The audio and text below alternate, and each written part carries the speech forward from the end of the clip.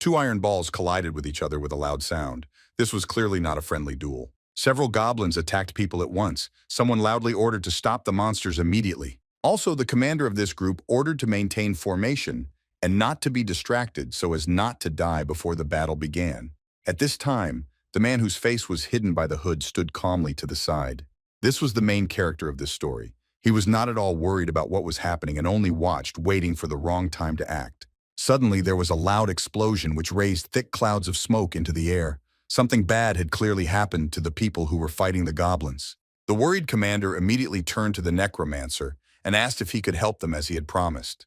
The protagonist, pleased that he was finally approached, took off his hood and confidently replied that he would do everything possible because he was a mercenary after all.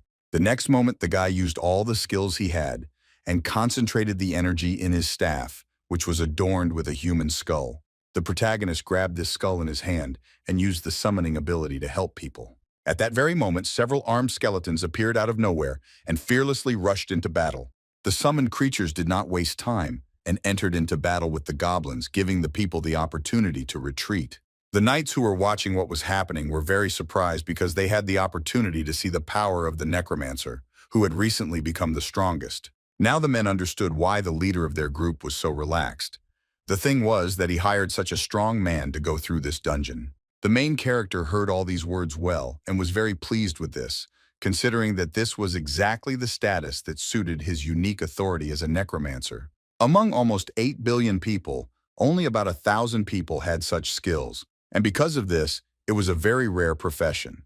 The necromancer was able to summon creatures that were completely subservient to his will and would unquestioningly carry out any orders. However, the main character could only summon skeletons, although they were quite effective, but they were the easiest creatures to summon, possessing rank E. They were quite effective for fighting goblins, but were not good for anything else. These skeletons had various skills in handling weapons, so there were neither melee fighters nor archers among them. Very soon the job for which the guy was hired was done, so he put his hood on his head, thinking at the same time that he was just an ordinary necromancer. The rest of the people envied the guy because even though summoning skeletons was the most basic skill for a necromancer, thanks to it, one could easily pass an E-rank dungeon. The main character's name was Zhu Donghun. He was a cursed E-rank necromancer by profession. He was the one who controlled the souls of the dead and could defeat his enemies using terrible spirits and poisons. But everything was not so simple. Zhu Donghun was cursed because he could only summon skeletons. This made him very upset and made him envious of ordinary people. About 10 years ago, people began to receive unique abilities from the moment they reached adulthood at 20 years old. The content of these unique abilities was completely random. For example, some people received abilities related to blacksmithing or sewing.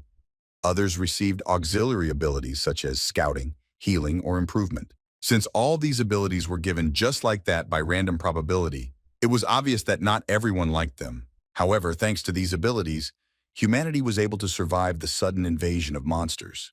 In any case, now the main character was a necromancer that everyone envied. The skeletons he summoned easily dealt with a whole crowd of goblins, leaving the people unharmed. The knights who hired Zhu Donghun for this job could not contain their joy, because with such an assistant, they would not be in any danger. The guy himself was not very happy with his situation, because of the curse, he could only summon E-rank skeletons, which meant that until his death, he was destined to only go through easy dungeons. After some time, the main character had already returned from the mission and reported to his leader that he had finished his work for today. The man who was sitting at the table was very surprised that everything was done so quickly. Zhu Donghun said that he had completed the party's mercenary mission in the E-rank dungeon and made a report. After this, the guy bowed respectfully to his boss and informed him that he was already going home. The man said goodbye to his valuable employee and wished that they would see each other later. Going outside, the main character exhaled heavily because for now, he had nothing to be happy about. Another working day was over, which meant the guy could think about his life. Zhu Donghun walked along the busy street and thought about how ridiculous this world was. The guy was only glad that his skills were so bad that people did not have any hopes for him. His skeletons could certainly successfully fight goblins, but this was not enough to achieve success as a necromancer. The main character has already regretted more than once that he was given such an ability.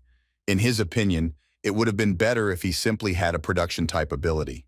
Then the guy looked at his phone and thought that even after he became a necromancer, his salary for today after running around the dungeons was only 40,000 won. It was so ridiculous that Ju Dong-hun himself found it funny, because he could probably earn more with a part-time job.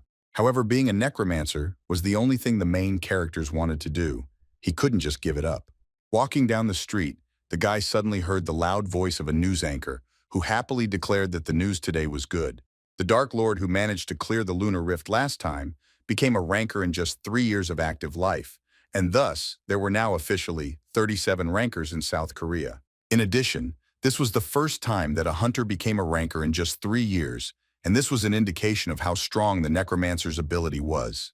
Ju Dong-hun was shocked to hear this news, and for some time he couldn't take his eyes off the big screen because he had his own reasons for this.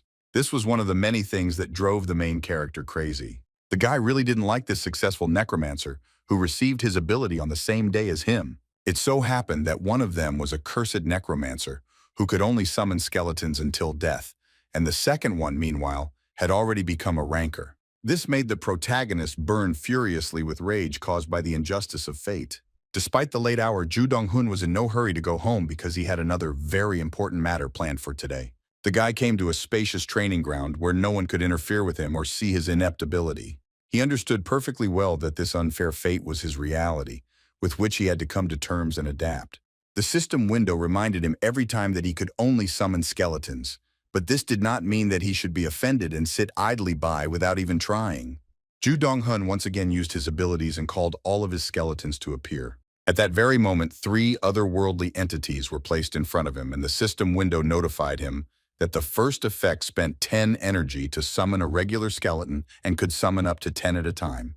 The second effect allowed each skeleton to be named Ju Dong-hun, was very surprised when he read this message and learned about this possibility. The protagonist had never encountered a skill with such a description and therefore assumed that it could be something special and unlike others. However, the guy quickly lost all his enthusiasm because he realized that all of these were just his empty hopes. Nevertheless, the main character called the skeletons and, having joyfully greeted them, advised them to warm up a little and forget about weak tendons. Meanwhile, Ju Dong-hun was thinking about what he always received from them, and the same skeletons no matter what time he summoned them. The first was a skeleton with a huge sword, who was always the first to enter the battle. The second was a skeleton with a long spear, which could keep the enemy at a distance and not let him get close to him. The third was a skeleton with a bow. He stood behind and always shot accurately but caused very little injury. However, this did not mean that they all should not train. The protagonist demanded that they give their full attention to this matter. Sitting on the sidelines and watching this training, the guy always put in a lot of effort to achieve the result.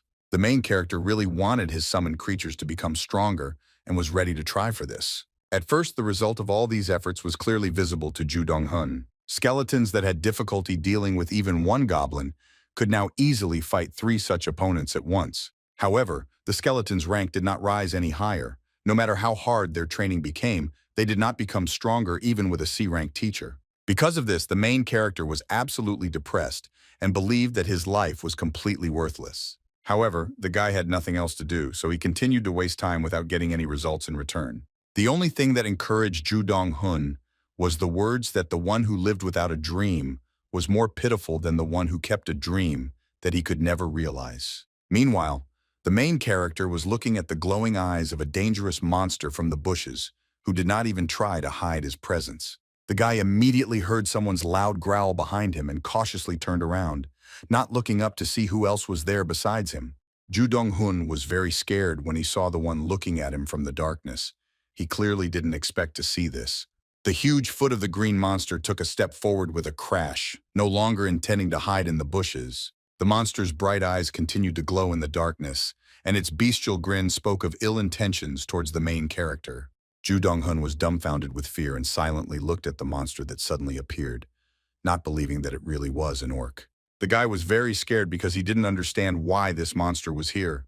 The next moment, he began to receive system notifications that his skeletons were suppressed by the presence of a powerful creature, and because of this, all their indicators were reduced by 20%. The main character was very unhappy about this and called his subordinates a bunch of useless bones. After that, the guy thought that the appearance of an orc here only meant that a dungeon breakthrough had occurred somewhere nearby. A dungeon break is a phenomenon where an uncleared dungeon breaks down for some reason and releases monsters beyond its boundaries. While Ju Dong-hun was thinking about all this, the orc had already raised his huge axe to attack the guy, intending to kill him. The main character saw this and was very afraid, but did not believe that he would die here. The next moment, Ju Dong-hun placed his last hopes on his weak skeletons and loudly ordered them to block the orc's attack. The skeleton wielding a long sword obeyed its master without question and stood between him and the ferocious monster. The orc seemed very surprised by this attempt at resistance, but he felt that the skeleton was no match for him. That is why the monster easily threw two skeletons aside so that they would not interfere with him doing what he had planned. Immediately after this, the main character received a system notification that the first and second skeletons had been recalled, which did not make the guy happy at all. Now no one was hindering the Urku, and he could easily chase after Ju Dong-hun, who in this difficult situation could only run away. Suddenly, out of nowhere, a saving arrow appeared, piercing the air with great speed and flying forward. Unfortunately, it didn't do any damage to the orc at all, but it distracted him for a moment. The guy immediately realized that it was the work of the third skeleton archer. The main character mentally begged his subordinate to do at least something, because even with such a miserable life as his, he still did not want to die. Having moved to a safe distance from the monster, the guy stopped and began to think that he had 70 units of energy left, which meant he could summon 7 more skeletons. Therefore, Ju Dong-hun immediately used his skills and summoned 2 normal skeletons to at least try to defeat the orc. After that, the guy quickly gave the order to the skeleton with a spear and the skeleton with a sword to attack the monster, while the skeleton archer was to attack from afar. Despite the good plan, these measures did not stop the ferocious monster at all, who at first easily dealt with the first enemy, destroying him with just 1 blow. Although Ju Dong-hun understood that his summoned creatures were weak, he did not expect that they would be destroyed so quickly. After the second skeleton was destroyed, the protagonist decided to call 2 more subordinates and run away to a safe distance in order to use his abilities again later. Ju Dong-hun repeated these manipulations several times, thanks to which he managed to stay alive for a long time. However, all this took a lot of strength from the guy, which is why he now felt incredibly tired and was breathing heavily. At the same time, the orc remained just as ferocious and had no intention of giving up on his intentions regarding Ju Dong-hun. The system informed the guy that he had used up all his energy and advised him to rest in order to restore it, which of course was unrealistic under these conditions. Ju Dong-hun felt hopeless, but he still tried to do something. He still had 3 skeletons left standing between him and the ferocious orc. The monster seemed to understand well that he only had to defeat 3 weak opponents in order to reach his cherished goal, and therefore was not going to stop. The main character also understood this, which is why he was very afraid, I think, that this was the end for him. It was at this moment that the guy received system notifications, which said that he should check the messages about the achievement of the conditions. Ju Dong-hun noticed that it had appeared some time ago, but he had no chance to check it now. However, the boy saw that he had reached the hidden condition, which was the rule of 10,000 uses of the E-rank normal skeleton summoning skill. The main character was very surprised when he saw that a bright aura had appeared around him, because he didn't understand what all this meant. Soon the guy received a notification in which the system congratulated him on increasing his level and promised that he would soon receive his reward.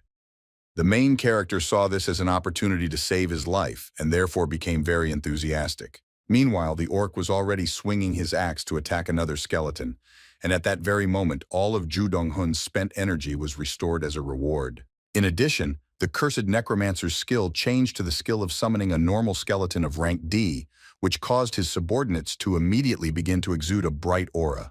The skeleton swordsman immediately decided to test his new powers and took up arms to confront the ferocious monster. This time he managed to block the monster's attack quite effectively, which greatly surprised Ju Dong-hun. The guy immediately noticed that his subordinate's strength was completely different from before. Since the main character's energy was fully restored and was already 100 units, he decided to try his new skill with great enthusiasm. The guy quickly summoned 2 more skeletons to help the ones he already had, after which he received a notification that the main weapon for the new subordinates had been chosen. One of them used a massive shield as his main weapon, which allowed him to protect himself and the other skeletons. The second skeleton wielded a small wand with a bright crystal on the end. Ju Dong-hun was surprised that his new subordinates could obtain unusual weapons, They were now an attack warrior who could absorb damage and a mage. Now the 5 summoned skeletons formed a stable group that was capable of confronting the monster. The skeleton with a shield in his hands decided not to stand aside and quickly went to help his comrades. At this time, the skeleton with a sword and the skeleton with a spear successfully held off the orc's attacks. The monster was surprised that his opponent suddenly became much stronger, and therefore this fight no longer seemed like an easy walk to him. However, the orc was not going to give up, but instead decided to attack what he considered to be the weakest skeleton. The next moment, a crushing blow from a huge axe fell on the skeleton holding the shield, although it did not cause any damage. Instead, the weapon jumped out of the monster's hands and flew far away, leaving its owner defenseless. This surprised the orc very much, but it was not the end. Everything was still ahead. Soon the monster saw a huge fireball flying towards him, which only caused him bewilderment. The orc did not understand where this danger suddenly appeared from. It turned out that this was the work of a skeleton mage who used his first-level skill and mercilessly attacked his opponent. In addition to the fact that the monster was now on fire, the skeleton with a long spear dealt him another blow, piercing his head with his weapon. Only after this, the lifeless body of the orc fell to the ground with a crash. Ju Dong-hun, seeing this, could not believe his eyes for a while. Soon, the guy received a system notification that he had defeated a strong orc. All the skeletons immediately looked at the main character, waiting for his further instructions. Ju Dong-hun was still shocked and couldn't even move because he thought that his life would end.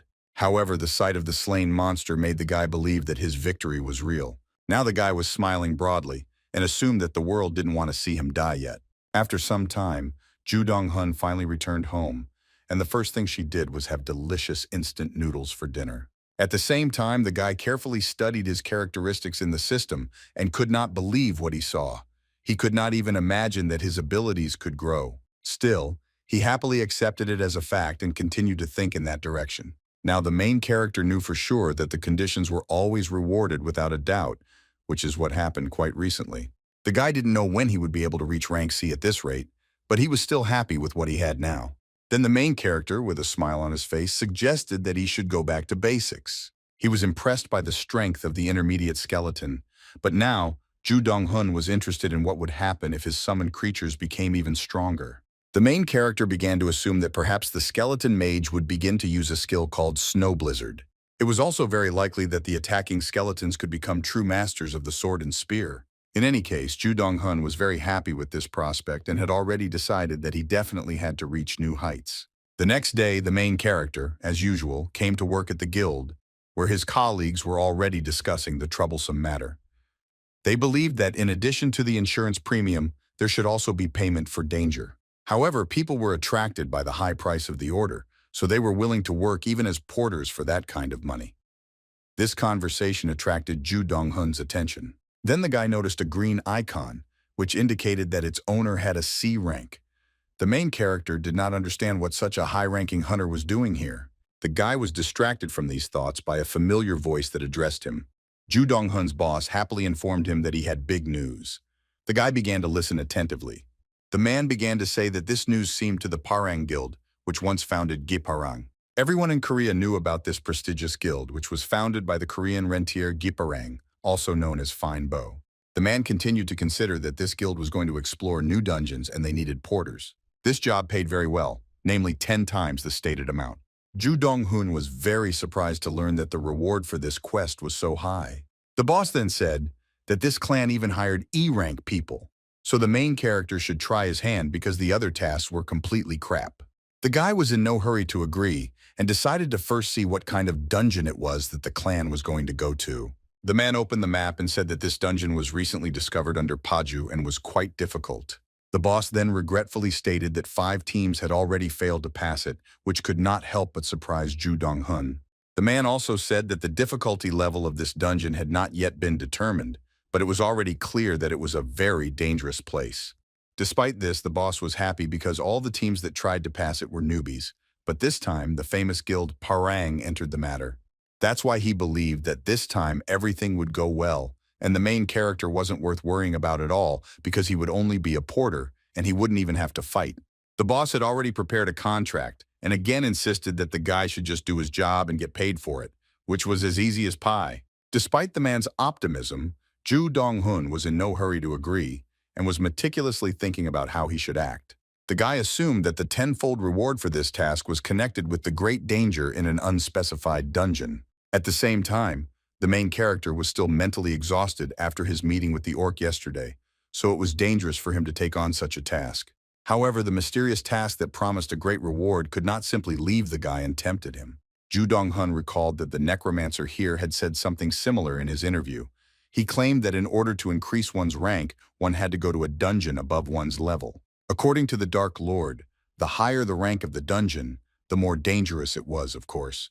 But this also meant an abundance of opportunities and rewards. Having finished thinking about all this, the main character confidently took the contract from the boss and agreed to join this business.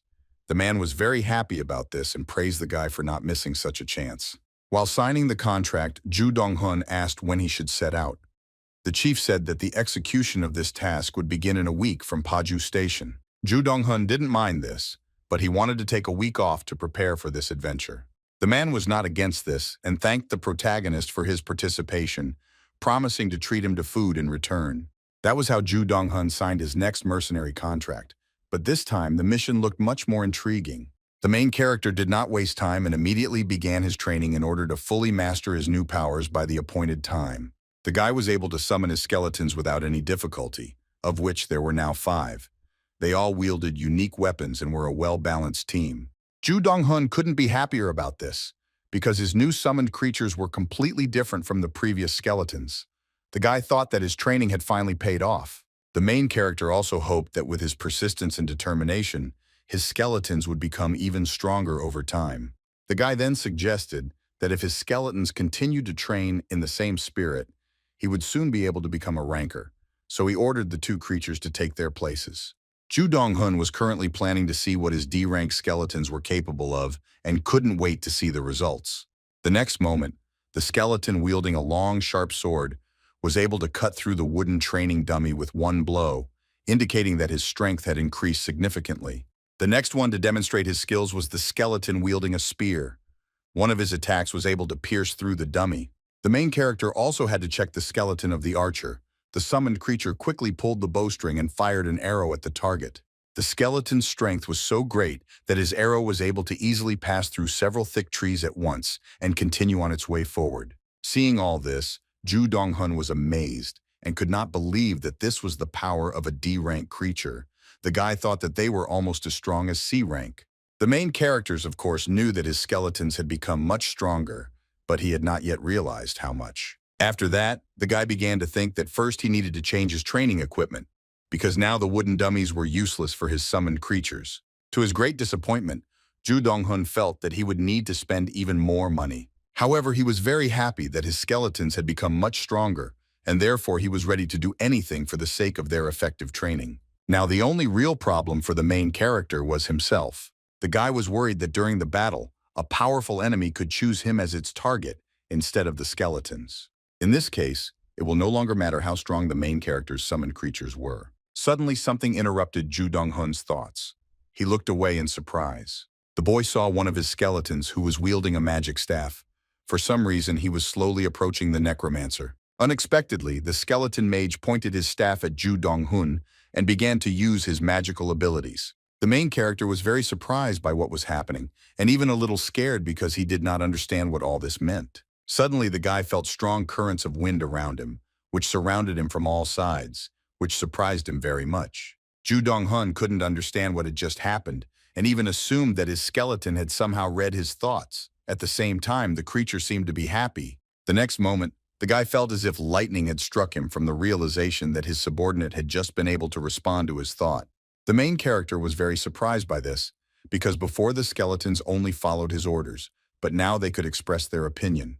The creature confirmed this with a gesture. Then the guy began to think about what kind of ability the skeleton mage used on him. I assumed that it was some kind of air shield.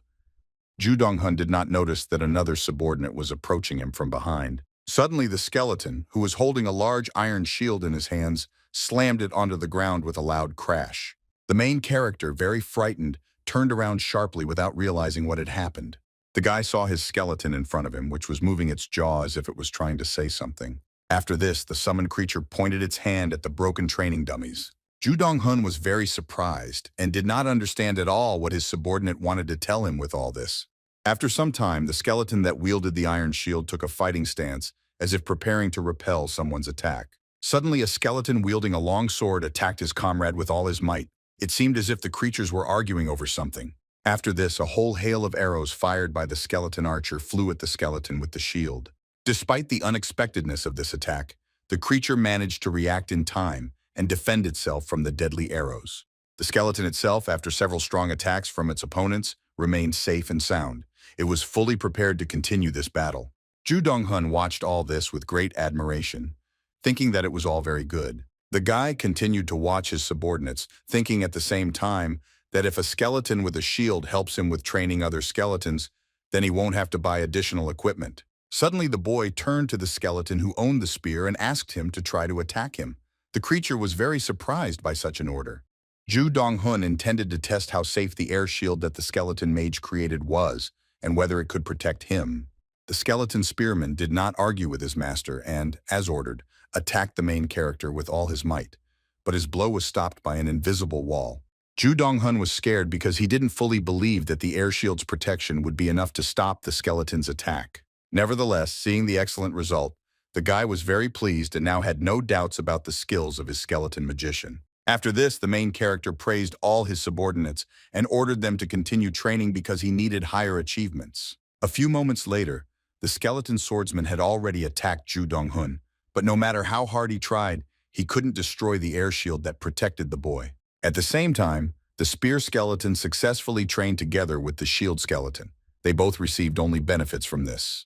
Ju Dong-hun, watching everything from the side, was very happy because this training was going well. Suddenly, the guy received a system notification that the strength, physique, and magical power of his subordinates began to increase. The system also congratulated the protagonist on the fact that thanks to the first growth after awakening, the status window was unlocked. Ju Dong-hun did not yet understand what this all meant. Soon the guy saw a status window of one of the skeletons, which described his characteristics. The main character immediately assumed that his other subordinates had similar status windows. As it turned out, the guy's assumption was absolutely correct. The windows contained information about each skeleton, starting from their unique abilities and ending with various indicators. Ju Dong-hun immediately noticed that due to training, the performance of his first 3 skeletons was different from the performance of the subordinates he had acquired more recently. This was very inspiring for the main character, because now he was absolutely sure that all his efforts made up until then were not in vain. Now the main goal for the guy was to train the skeletons and comprehensively develop their skills. All the summoned creatures looked attentively at their master, as if they were very happy to see his enthusiasm, and therefore were ready to unquestioningly carry out all his orders. Ju Dong-hun had already decided that she was training her skeletons to become the strongest in the world. The main characters trained hard for the very day that soon arrived. The guy came to the right place and took off his heavy backpack in order to rest a little. Today he had to complete a relatively simple task, but the place he was heading to was shrouded in secrecy, so preparation was not superfluous. The main character took with him a sleeping bag and more than enough food in case of emergency, because he didn't know what could happen to him along the way. Of course, this time he would have to be just a porter. Completely different people took part in the battle. However, since the guy was a mercenary, he had no intention of giving up the job, considering that it was all important. Suddenly, a man addressed the participating mercenaries and loudly asked them to come closer and follow the instructions. He asked the people to wait at the entrance to the dungeons because they were planning to enter inside soon. Ju Dong-hun looked at the entrance to the dungeon and thought that it was located next to Paju Station, and already within a radius of 200 meters, dim energy emanating from it was visible. The hole that was inside looked like an ordinary dungeon that had arisen naturally. Some people, looking at this, began to get very nervous, because their guesses that this was a very complex dungeon were confirmed. One of the guys heard that the thicker the color around the entrance to the dungeon, the higher the chance that it was very complex and dangerous. However, people believed that since the Parangam Guild was with them, nothing bad should happen. At the same time, Ju Dong-hun, looking at the entrance to the ominous dungeon, thought that the large guild did not guarantee their safety at all. That was why he really didn't like people talking about how the Parangam Guild could protect them from any danger. The guy knew well that in this world, there were many dungeons and countless hunters who had disappeared into them forever. All these victims and inglorious deaths were overshadowed by the luxurious spotlights of the rankers. So few people knew about the number of those killed. However, despite this, the main character was confident in himself and had long ago decided that he would go there despite the great danger. Ju Dong-hun was going to put his life on the line and risk everything for the opportunity to become stronger. While the main character was thinking about all this, he did not notice that some girl appeared behind him. She turned to the guy, which scared him a lot because of its unexpectedness. Ju Dong-hun immediately turned around and was very surprised. There was no one in front of the main character. The guy didn't understand what was happening because he had definitely just heard someone's voice. Soon, the mysterious girl's voice appeared out of nowhere again. She stated that she felt D-rank energy, but nothing more. Ju Dong-hun still didn't understand what was happening. In addition, the girl noticed that the main character had a practice on his belt, which indicated that he only had an E rank. The surprised guy looked around, not understanding who was talking to him, and at the same time, the girl was wondering who Ju Dong-hun was. The main character was also interested in who this girl was, which he immediately asked her about. She was in no hurry to answer because she had asked the question first.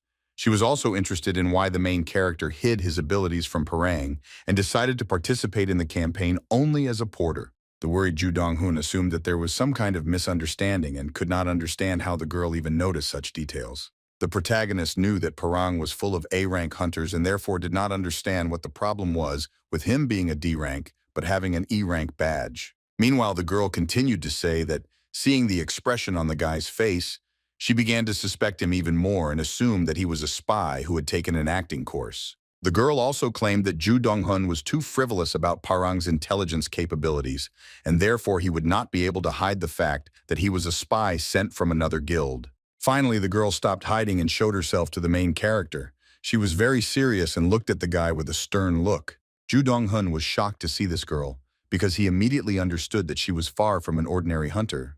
The guy noticed that she had a gold plate on her belt, which was only given to hunters of S rank and above. This meant that this girl was the very first rank among the 37 ranks of South Korea. She was called the Dark Empress and her name was Gi Soi-yul.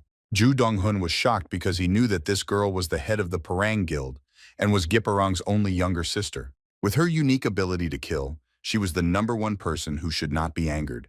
Because of this, the main character was now very scared. Despite this, the guy was very happy that he had the chance to talk to the ranker, whom he had long admired.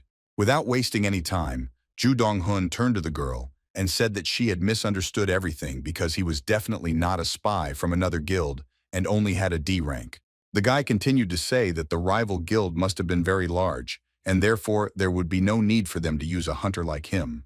Gi Soi-yul silently listened to Ju Dong-hun's excuses, but it turned out that his words were not able to convince her at all. Suddenly, the girl began to smile and try with all her might to hold back her laughter. Still, she began to ask the main character for forgiveness with a smile and explain that, to be honest, she was just joking and, of course, did not suspect him of anything. Ju Dong-hun was shocked because he never expected that the same Dark Empress could behave in such a way. Ju Dong-hun stared at Gi Soi-yul and couldn't understand why someone like her class would play a prank on someone. At this time, the other hunters noticed the presence of the Dark Empress and, unable to contain their admiration, began to discuss her appearance here. At this moment, the main character realized what had happened, which made him feel uneasy. The guy assumed that she had made inquiries about him, since training with a skeleton could certainly attract the attention of rankers. However, Ju Dong-hun felt that in any case, this was a good opportunity to earn the attention of the famous Dark Empress. Gi Soi-yul noticed that the guy was not himself, so she smiled good-naturedly and assumed that he was upset because of what she did so unexpectedly. Then the girl again apologized for being rude to the main character Ju Dong-hun. This discouraged him even more, and so he didn't even know what to say. Gi Soi-yul continued to say that she was interested in the fact that the porter with the E-rank badge had a skill that allowed him to place 5 D-rank energies inside himself. Of course, the Dark Empress felt the energy of the skeletons that the necromancer Ju Dong-hun summoned.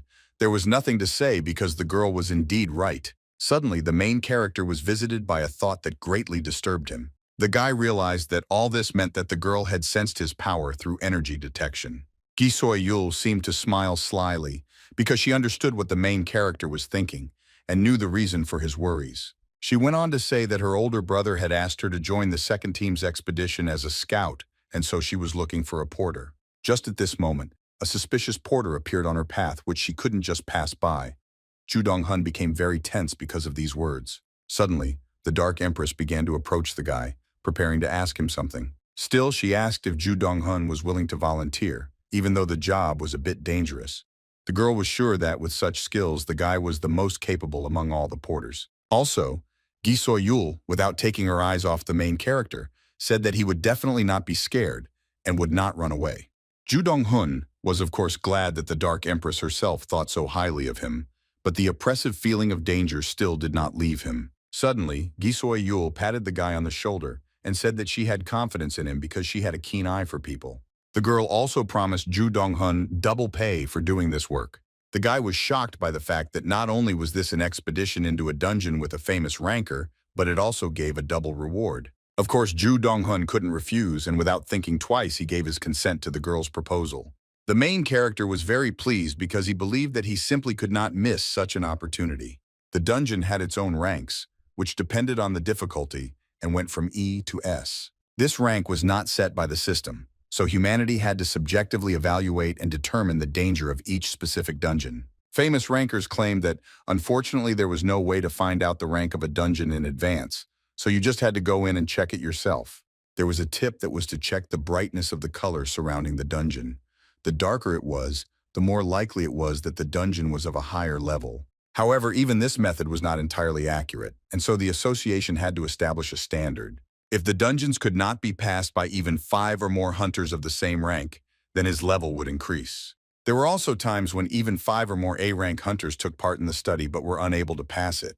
In this case, the corresponding dungeon stopped at S rank. Of course, in the end, this method inevitably required someone's sacrifice. The unranked dungeon that the protagonist was about to enter was something like this. The guild couldn't just send its main forces there, so first a reconnaissance team was sent into the unexplored dungeon. Thanks to this, Ju Dong-hun could smell the air of the dungeon much closer than the other mercenaries. Having fearlessly passed through the energy barrier, the guy immediately received a system notification that he had entered the dungeon. Looking around, the main character realized that it was a rather spacious cave. Luckily, people had no problem seeing thanks to the luminescent pearls which emitted a bright light in the dark. One of the hunters thought that if they took this pearl and sold it, he would receive a decent amount. His comrade reminded him that people died when they carelessly touched suspicious objects in the dungeons. Ju Dong-hun watched his colleagues from the side and noticed that they all relaxed when they entered the dungeon, although this was not surprising. Everyone present here except the main character had an A-rank badge, which indicated that they were already quite experienced and strong hunters. Suddenly, Gi So-yul turned to her comrades and asked them not to relax and to prepare for possible surprises. She then said that first the swift blade and the small fire had to inspect the surroundings for one cycle. The boys obeyed this order without question. After this, the Dark Empress turned to the guide, whose name was Kang Sun-wook. The man in the construction helmet began to listen attentively to the girl's order. Gi So-yul asked him to look for an exit and cover the porter. The man knew that he would be asked to do this. Then he said with a satisfied smile that he would carry out this order, otherwise he would no longer be able to call himself a guide. This slightly unusual nickname was given by the system because the person was exceptionally good at finding his way around dungeons. Such people were very important during the exploration. After all the orders were given, Gi So-yul suggested to her comrades to hurry up and set off. Suddenly, the guide turned to the main character and asked if he was nervous. The guy honestly answered that he really was. Hearing this answer, the man suddenly asked for Ju Dong-hun to continue to be nervous. The main character was very surprised by this because usually in such situations, more experienced people calm those around them. The man began to tell that there were more than 1 or 2 suspicious things in this dungeon. The guide believed that the Dark Empress was not angry when she asked her subordinates not to be nervous. It was already possible to say that this dungeon was too quiet and its structure was simple. There was also a high probability that there were no monsters here at all. Kang Sun-wook thought so because if something lived in this small cave, there should have been at least a slight ringing or sound or vibration. That is why the man could safely assume that something else could be hidden here. Ju Dong-hun was surprised that the guide could make such conclusions even before the exploration. The man confidently confirmed this and explained that he had been working in the dungeons for many years. After that, Kang Sun-wook asked the protagonist to follow him. He was going to follow the order of the Dark Empress and look for a way out. Ju Dong-hun understood that he and the guide were moving in the opposite direction from the other hunters and hoped that everything would be okay. For some time, the guide and the main character walked in absolute silence, not lagging behind each other, even a step. Suddenly, Kang Sun-wook broke the silence by saying that he was scared. Ju Dong-hun was surprised to hear this. The man was worried that they had not encountered any traps or clues along the way, and this was what made him feel afraid. Then he turned to the Reaper and asked whether he felt heaviness in his body or if this sensation was only his. Ju Dong-hun honestly replied that he had an unpleasant feeling about all of this, so he doubted whether they should continue on their way. Kang Sun-wook agreed with the main character, because he also felt like this for the first time. The man continued to say that even meeting the rancor did not cause such feelings in him. Ju Dong-hun was very surprised by these words. Kang Sun-wook then said that he had a feeling that there might be some kind of weird creature hiding in that dungeon. That is why the man advised the necromancer to call his subordinates, while there was such an opportunity, because if it came to battle, the guy would at least have a chance to escape. The excited Ju Dong-hun decided not to ignore this advice and immediately put his skills to use. Ju Dong-hun took hold of his staff and immediately began to concentrate energy into it in order to use his necromancer ability. The next moment, 5 armed skeletons appeared in the cave, ready to carry out any order of their master. The main character spent half of his energy on this call, but he considered that his safety was worth it. Kang Sun-wook, upon seeing the skeletons, immediately asked if the guy had anything better in his arsenal. Ju Dong-hun replied with annoyance that he could only summon these creatures, and there was no point in hoping for more. Suddenly, Kang Sun-wook felt a very unpleasant feeling, the reason for which was somewhere ahead. The next moment, he began to close his mouth and cough violently. Surprisingly, the summoned skeletons did the same. The protagonist did not understand what was happening. The guide did not explain anything, and only ordered the guy to continue moving forward because there was open terrain there. Ju Dong-hun did not understand why they needed to go there. The man himself did not know this, but he felt the presence of several creatures ahead, and if there was someone there, then this place was suitable for life. Kang Sun-wook didn't know for sure whether these creatures were the previous human teams or monsters, but they definitely needed to move forward faster. Ju Dong-hun tried to keep up with the guide, although it was difficult to do so under such conditions. The air in the cave was clearly filled with some kind of gas, because the guy couldn't even keep his eyes and mouth open. Each next step became more and more difficult for the main character. It seemed that if he lifted me right now, he wanted to destroy the uninvited guests. Suddenly, the skeleton mage used his air shield skill in the hopes that it would somehow help Ju Dong-hun. A moment later, the system notified the guy that the first-level air shield had been shattered. The reason for this remained unknown. To add to all the other problems, the main character's condition rapidly worsened. He suddenly began coughing up blood. In order to continue moving forward, Ju Dong-hun needed help, so he turned to one of his subordinates. Only by relying on the skeleton was the guy able to continue moving forward, thinking along the way that the pressure in the cave was enough to destroy the skill at the moment of its use. After that, he turned his attention to Kang Sun-wook, who had already gone far ahead and clearly had no intention of waiting for his partner. Ju Dong-hun was dissatisfied and didn't understand whether all of this made any sense at all. He didn't believe that this dungeon really turned out to be super high difficulty. However, the protagonist decided that he first needed to survive. Despite the danger he faced in this cave, the guy still wanted to become a rancor. That was why Ju Dong-hun continued to take one step at a time, despite the enormous effort it required. He hoped that the danger would soon pass. Suddenly, the main character, along with his skeletons, passed through the invisible barrier. Only after that did the guy feel relief and was able to breathe freely. The system notified Ju Dong-hun that he had reached the stage. She was called an elderly man with white hair filled with deep resentment. The guy was very surprised by this. Looking around, the main character saw a spacious room in the middle of which some kind of seal was burning with a bright light on the floor. The system continued to tell that the old man's resentment was so deep that icy frost formed on his hair. That is why the main character was asked to enter the room and defeat this old man. Seeing all these notifications, Ju Dong-hun immediately guessed that this white-haired old man was the boss of this dungeon. The guy was distracted from these thoughts by someone's loud voice, which was happy about the appearance of people. The main character was very surprised by this. Looking to the side, he saw several men, one of whom could not believe that the hunters had finally arrived. He asked if our heroes were from the attachment team. Ju Dong-hun guessed that these people were the hunters who were trying to escape the pressure and reach this place before them. Unexpectedly, the famous noticed the purple badge of the guide Kang Sun-wook and were very happy because it meant that the man was an A-rank hunter. They also couldn't help but notice the skeletons, which is why they decided that a rescue team had actually come to help them. People began to beg Ju Dong-hun and Kang Sun-wook to save them and get them out of here, but first give them at least some food and water. The man, without wasting any time, approached the main character and suggested that he start by distributing food to those in need.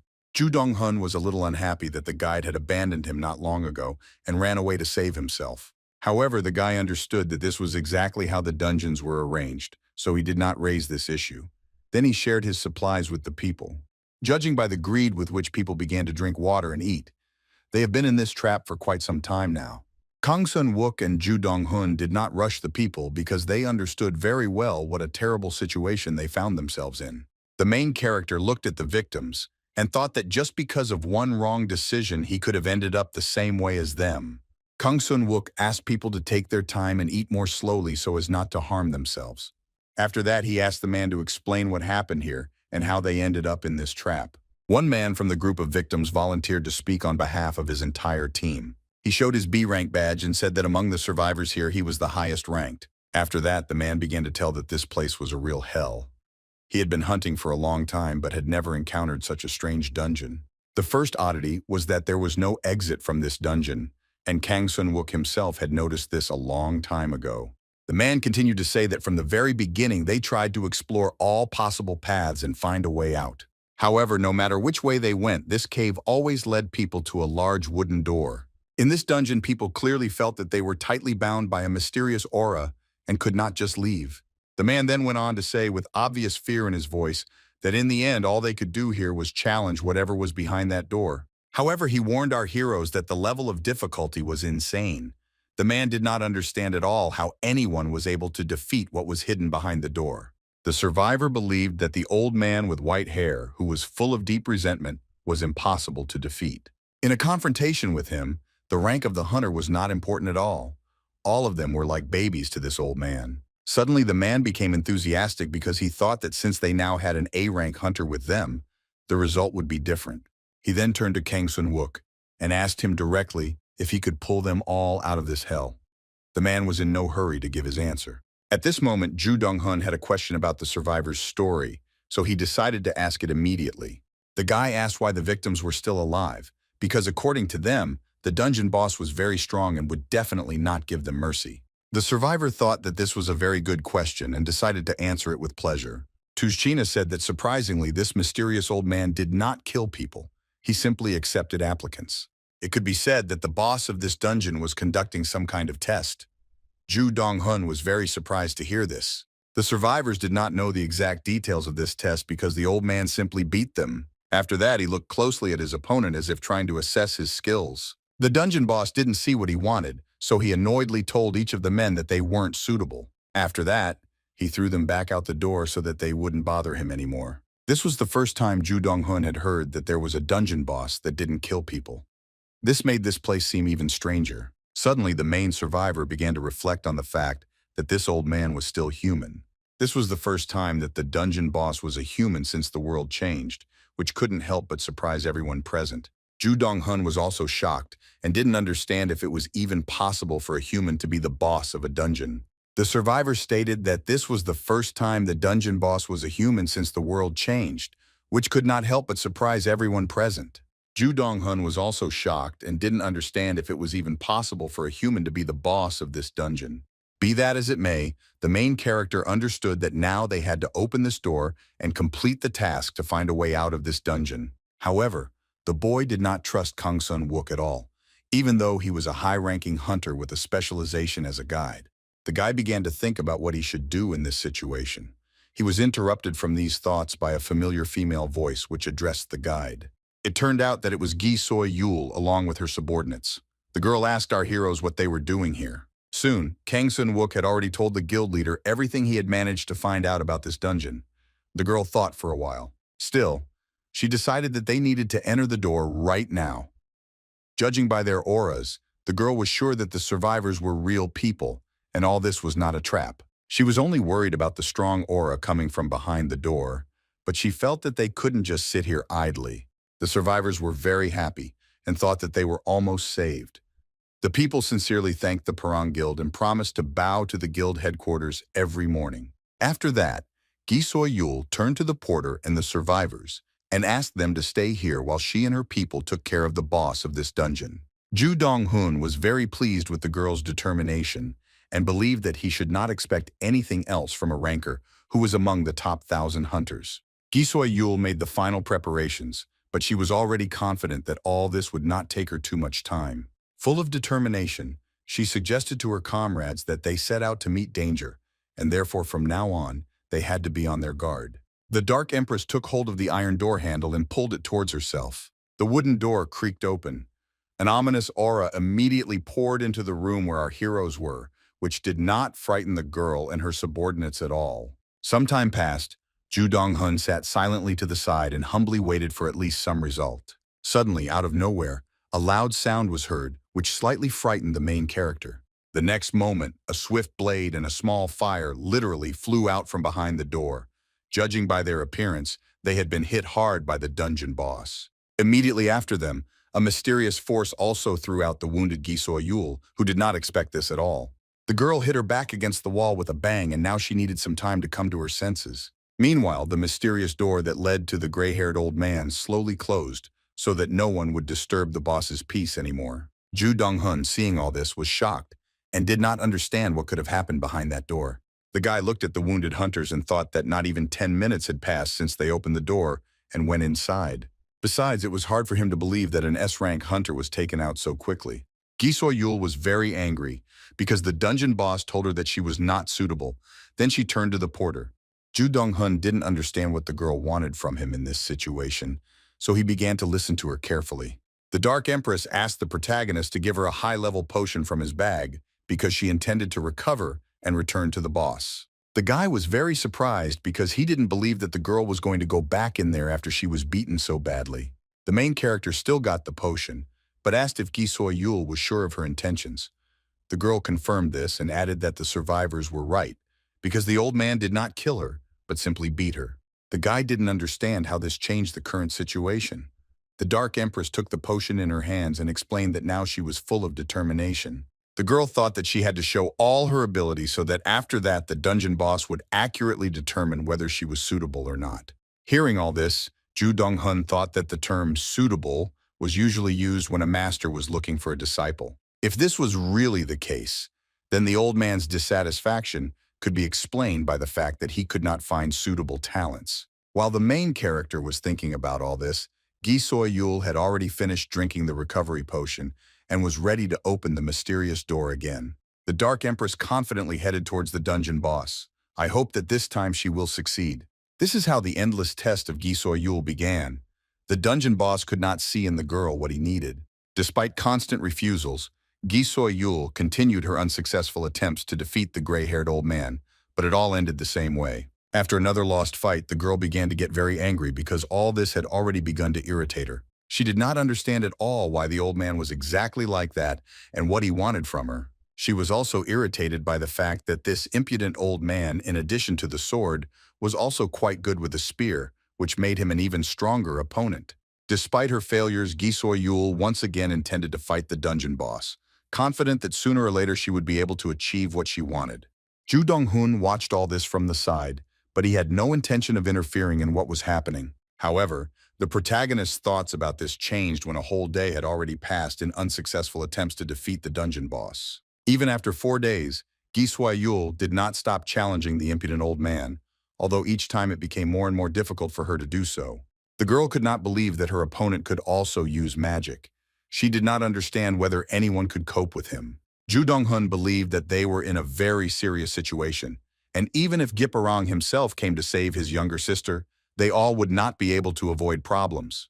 The protagonist had a feeling that even 5 rankers who would attack at the same time would not be able to defeat this old man. Unexpectedly, Gi-seo-yul admitted that her opponent was indeed very strong. However, the girl assured that as long as she was alive, she would continue to challenge him. Ju Dong-hun was very impressed by the Dark Empress's persistence and felt that this was the very thinking of a ranker. That is why the main character was now getting to his feet, because he no longer wanted to sit and wait for the others to solve the problem that had arisen. At the same time, the guy thought about how, having failed to clear the dungeon, the survivors stopped fighting and just waited for help. Of course, the main character was also upset by the current situation, but it even gave him strength. Ju Dong-hun was certain that he shouldn't just wait here doing nothing. To the guy's surprise, all the hunters who were currently in this cave had already passed through that mysterious door and returned with nothing. Only the main characters had not yet tried their hand at this battle and therefore intended to correct this injustice. Swiftblade noticed that the porter, who had been sitting diligently all this time, was now intending to do something. This made him wary. Gisoyul also noticed this and therefore turned to the guy with confusion and asked what was the matter. Ju Dong-hun hesitantly replied that he thought he should also try to fight the boss of this dungeon. The Dark Empress was very surprised to hear this, because she did not believe that the porter really decided to enter the dungeons where even the rankers could not cope. Swiftblade was also surprised because I think the guy was just a novice necromancer who could only summon skeletons. It seemed that the man was even offended by this, so he said that the main thing for him as a hero was to behave like a rapist and just carry their bags. After that, he looked at the guy with an angry look and demanded that he know his place. At the same time, the Swift Blade had already taken up his sword in order to teach Ju Dong-hun a lesson for his overconfidence. The main character, seeing this, began to get very nervous because he did not expect that his words could offend the ranked hunters. Suddenly, Gi Soyul calmly ordered his subordinate to stop and not do anything hasty. The girl then turned to Ju Dong-hun and asked why he wanted to fight the dungeon boss, while assuming that the guy for some reason did not trust her. Gi Soyul turned to Ju Dong-hun and asked why he wanted to fight the dungeon boss, while assuming that the guy didn't trust her for some reason. The main character immediately began to deny this assumption and said that this was not the case at all. Then the girl reminded him that according to the original contract, the guy was a porter and could not express his opinion about the exploration of the dungeons. Ju Dong-hun remembered this well. Hearing this, the Dark Empress continued to ask the guy about the motives for his unexpected decision. She asked why the protagonist wanted to challenge their original contract. Then Ju Dong-hun recalled the dungeon boss's words about looking for a suitable person. The guy believed that the dissatisfaction with the old man could be connected with the search for a worthy student in who should have potential. This student did not necessarily have to be perfect. In other words, there was no talk here about the current level of mastery. Gi Soyul, hearing all this, assumed that the main character intended to make the old man his teacher and not defeat him. Ju Dong-hun confidently confirmed this, and then thought that this might be a hidden condition. Sometimes dungeons had alternative routes through them that were made possible by discovering a hidden condition. Gi Soyul thought about it, and seemed to realize that the protagonist was actually right about the hidden condition to some extent. Then she asked how the guy was going to become the old man's disciple. She also asked if the main character really wanted to say that he had more potential than she did. Ju Dong-hun noticed how the Swift Blade was looking at him angrily, and therefore felt that it was becoming more and more tense here. Still, the guy replied that he strongly doubted that he had more potential than an S-ranker. However, Gi Soyul noticed that the main character did not deny this, which she did not particularly like. Ju Dong-hun immediately began to make excuses and say that the girl had misunderstood everything. The main character began to prove that everyone present had already experienced pain during the battle, but not him. Because of this, the guy had a feeling as if he was superfluous here. Also, Ju Dong-hun reminded that the girl was currently on break, and so this was a great opportunity for him to try his hand. Gi Soyul, who had been staring at the protagonist until now, trying to understand his true motives, suddenly began to smile. After that, the Dark Empress left the guy alone, thinking that only now he showed his true face. Ju Dong-hun did not understand what the girl meant. Gi Soyul continued to say that she knew about ethos from the very beginning. The guy still didn't understand anything. The girl recalled that she had considered him suspicious from the very beginning because he had eyes like a wolf on the hunt. She then suggested that the protagonist wanted to get a reward in the dungeon and hoped for a successful meeting during the raid. Ju Dong-hun didn't respond to this, but he thought that Gi Soyul should have been working as a fortune teller and not a ranker, since she had absolutely accurately determined his motives and desires. This made the guy feel uneasy, because he didn't understand how a girl could so quickly read a person just by looking at him. Still, the Dark Empress allowed the main character to test his strength, because they had no other solution anyway. The girl also claimed that she was not one of those who simply slandered people, because in the end, she also failed during the battle with this dungeon boss. Ju Dong-hun was very surprised that he was still allowed to test his strength despite the contract. Gi Soyul insisted that the guy only had one chance. The girl also drew the main character's attention to the fact that they were running out of food and the rescuers were in no hurry, so they needed to quickly deal with the situation that had arisen. Ju Dong-hun, having received the approval of the high-ranking hunter, immediately bowed respectfully and thanked everyone present for their trust. Without wasting any time, the guy decided to head towards the dungeon boss. His confident look indicated that he intended to win here today. Then the main character silently approached that very door. Despite everything, it was quite an exciting moment for him. Finally, he grabbed the door handle, which indicated that he was not going to back down from his goal. At this point, the system informed the guy that he could challenge the scene when he opened the door. Then she asked if the main character wanted to open this door. Still, the old wooden door creaked open, allowing Ju Dong-hun to enter the dark, gloomy room. The system notified the guy that it was a scene of an elderly man with gray hair filled with deep resentment. His resentment was so deep that icy frost formed in his hair. Suddenly, the main character was blinded by a bright light that came from a system notification, which informed him that now the guy needed to defeat the old man. Soon, the bright light disappeared. Ju Dong-hun looked around but saw nothing but an ominous aura that was flying in the semi-darkness. Then the guy decided to take a few steps forward in order to provoke at least some changes in this room. Suddenly, the main character suddenly fell to one knee, as if showing respect to the old man who lived here. After that, a rough voice was heard from the darkness, which was unhappy that first a nasty girl had come here, and now an even more pathetic guy had come to him. The old man decided that he shouldn't even look at this, and therefore he should just get rid of the uninvited guest. The next moment, the dungeon boss's eyes lit up with a bright light. He was about to strike down Ju Dong-hun. The main character, seeing this, was very scared and did not know what to do. Just at that moment, he received a notification that in front of him was a memory of a damned soul. These were the hidden conditions for the unique ability of the cursed necromancer Ju Dong-hun, which made him very surprised. The system also informed the boy that the necromancer was ultimately in control of the dead, and so once he reached the hidden condition, he received the S-rank memory restoration skill. The main character was very surprised when he received a skill of such a high level, and even thought that he was sleeping because in his opinion, all this could not be real. However, the guy continued to receive messages that he was using the S-rank memory recovery skill right now.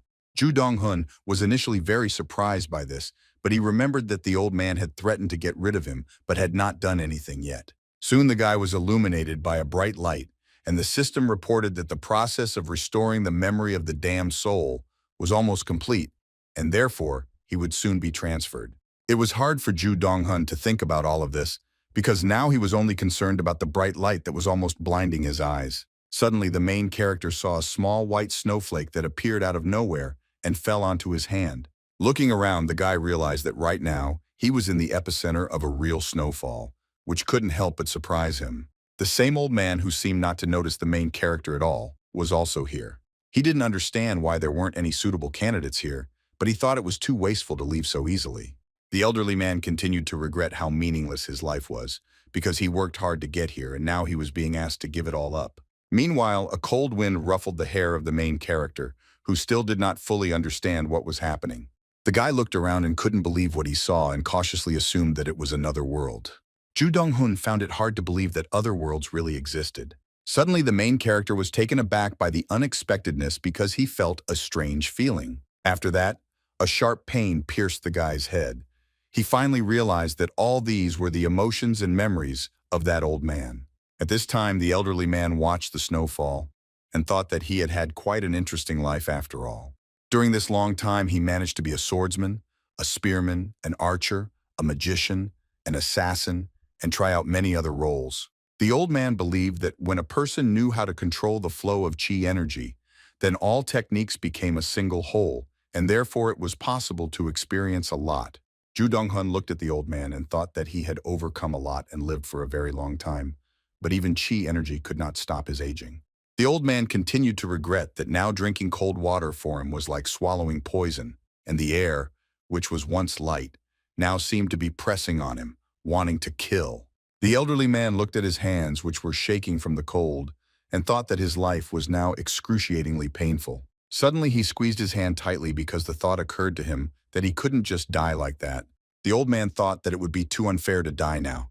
This thought seemed to give him strength, causing his eyes to light up with rage. Suddenly, the elderly man fell to his knees because he was very sorry about his life. The old man really wanted to find at least one student to whom he could pass on his ability. He did not understand how there could be no one with a worthy talent. Now the old man admitted that his idea of a single successor was nothing more than his senseless greed. Ju Dong-hun silently watched the events unfold. Now he understood why the dungeon boss was so eager to find a worthy person. Meanwhile, the elderly man continued to talk about how he could no longer live like this. Bitter regret made the old man shed a single tear, which slowly rolled down his cheek. Soon she quietly fell to the ground, melting the cold snow beneath her. Yet in a fit of despair, the old man decided to sell his soul just to leave his name behind. After this, a strong wind arose and a system notification informed the protagonist that the effect of his memory restoration skill had ended. Ju Dong-hun once again found himself in a dark room filled with an ominous aura. At this moment, the main character realized what had just happened to him. The guy looked around and recognized this place. It was the very lair of the dungeon boss, which was hidden behind the wooden door. The protagonist looked forward to find the old man, but a strong gust of wind prevented him from focusing his vision. Suddenly, the guy fell to his knee and grabbed his heart because he was experiencing very unpleasant sensations. The system informed him that the master of all techniques was looking at him. Ju Dong-hun realized that he had returned to that very dungeon, but he did not understand why it was so stuffy here. This made it very difficult for him to breathe. Despite the current situation, the main character was not at all discouraged and tried to cope with the unpleasant feelings. After what he saw, the guy had hope, which couldn't help but make him happy. Suddenly from the darkness, the rough voice of that same old man addressed Ju Dong-hun. The elderly man was very interested in the fact that the main character managed to look into his soul. Ju Dong-hun stood up and confidently confirmed this, hoping that it would influence further communication with the dungeon boss. Then the main character looked fearlessly at the old man and thought that he was really looking for a student. This elderly man had in the past possessed great power and knowledge, which he wished to pass on to another person. Ju Dong-hun had already decided that he had to be this person, and for this, the guy was ready to do everything possible. Suddenly, the old man declared that, apart from the fact that the guy was a little interesting, he had nothing that could withstand his techniques, so the training was useless. After these words, Ju Dong-hun once again felt an unpleasant sensation that brought him to his knees. This was how the old man influenced the uninvited guest. Despite the direct refusal, the main character was not going to give up his intentions and loudly asked the elderly man to listen to him. The guy warned that if he continued in the same spirit, he would never be able to find a student and would forever remain a ghost, unable to cope with his resentment. These words outraged the old man, so he called the guy an impudent brat. He then said that he spared many people only because of his boundless generosity. After this, the old man asked if he really had to break the main character's leg so that he would come to his senses and show respect for him. Ju Dong-hun, very frightened by these threats, asked the master not to rush and listen to what he had to tell him. The guy started saying that the old man had mastered all the techniques, while other people in this world were trying to master at least one and were spending their entire lives on it. The ghost did not believe in this because he knew well that the world was huge and time was eternal, and therefore there must surely have been at least one more genius like him. Then Ju Dong-hun asked the old man to remember the girl who came here before him. She was one of the strongest in this world. Hearing this, the elderly man was very surprised, and then thought about the guy's words. In fact, becoming a ranker like Ji Soy-yul was the main character's ultimate goal, so the old man's reaction touched him. Still, Ju Dong-hun decided not to think about it for now, because he believed that in any case the old man had already swallowed his bait. Still, the master said that it could not be that this girl was one of the strongest in the world, given her level of skill. Then the old man suggested that the guy was simply deceiving him. Then the main character loudly asked the old man to look into his eyes, because they were not at all like the eyes of a dishonest person. The guy knew that the master would immediately understand if he was lying, so he persistently asked him to look into his eyes. Soon, to his own surprise, the old man realized that Ju Dong-hun had indeed spoken the truth and felt very sorry about it. After that, the guy said that if there was no one who could meet the old man's high standards, then he could use him. The elderly man was very surprised to hear this proposal, but seemed to think about how realistic it was. Then the main character directly asked the master to pass on his abilities to him. The old man realized that the boy wanted to become his student, and because of this, he considered him shameless. Then the master said that it would be better for him to teach trash and not the main character. Ju Dong-hun, hearing this very rude answer, did not lose his composure and stated that he did not ask the elderly man to teach him specifically. After that, the guy quickly used his skill and summoned all possible ordinary skeletons at once. The main character then stated that if the old man really was a master, then he would definitely be able to see the potential of his subordinates. The elderly man began to stare at the summoned skeletons and think about something. It seemed that he was seriously considering the guy's proposal. At this time, Ju Dong-hun thought that the evolving skeletons had enormous potential, so the old man should definitely agree with his idea. The main character also said that each of his subordinates had their own unique abilities, and therefore it would be a little easier for the master to teach them. The elderly man took his time with his answer and looked at the skeletons carefully. He was seriously considering the necromancer's proposal. Meanwhile, the guy continued to say that he would be the only one who would inherit all the knowledge of the old man if he suddenly did not want to share it with anyone else. In addition, Ju Dong-hun insisted that his skeletons did not feel pain, and therefore they had more stamina than anyone else, in addition to their fearlessness. The elderly man listened attentively to all this, but was in no hurry to give his final answer. Suddenly, he turned his back to the skeletons as if he no longer wanted to talk about this topic. Ju Dong-hun was already noticeably nervous, as he was afraid of the worst, but he decided not to rush and wait for the old man's direct answer. Finally, the master began to say that all this was funny and even ironic. What amused him was that the successor he was looking for was not a human, but an undead, whose potential was truly enormous. The old man then suggested that in life all these skeletons were exceptional warriors. He always wanted to have such students, but they only came to him now. After that, the ghost took a few steps forward, saying along the way that teaching more than one student was difficult for him. However, the old man agreed because he felt that he had to compromise. At that moment, a strong wind arose around.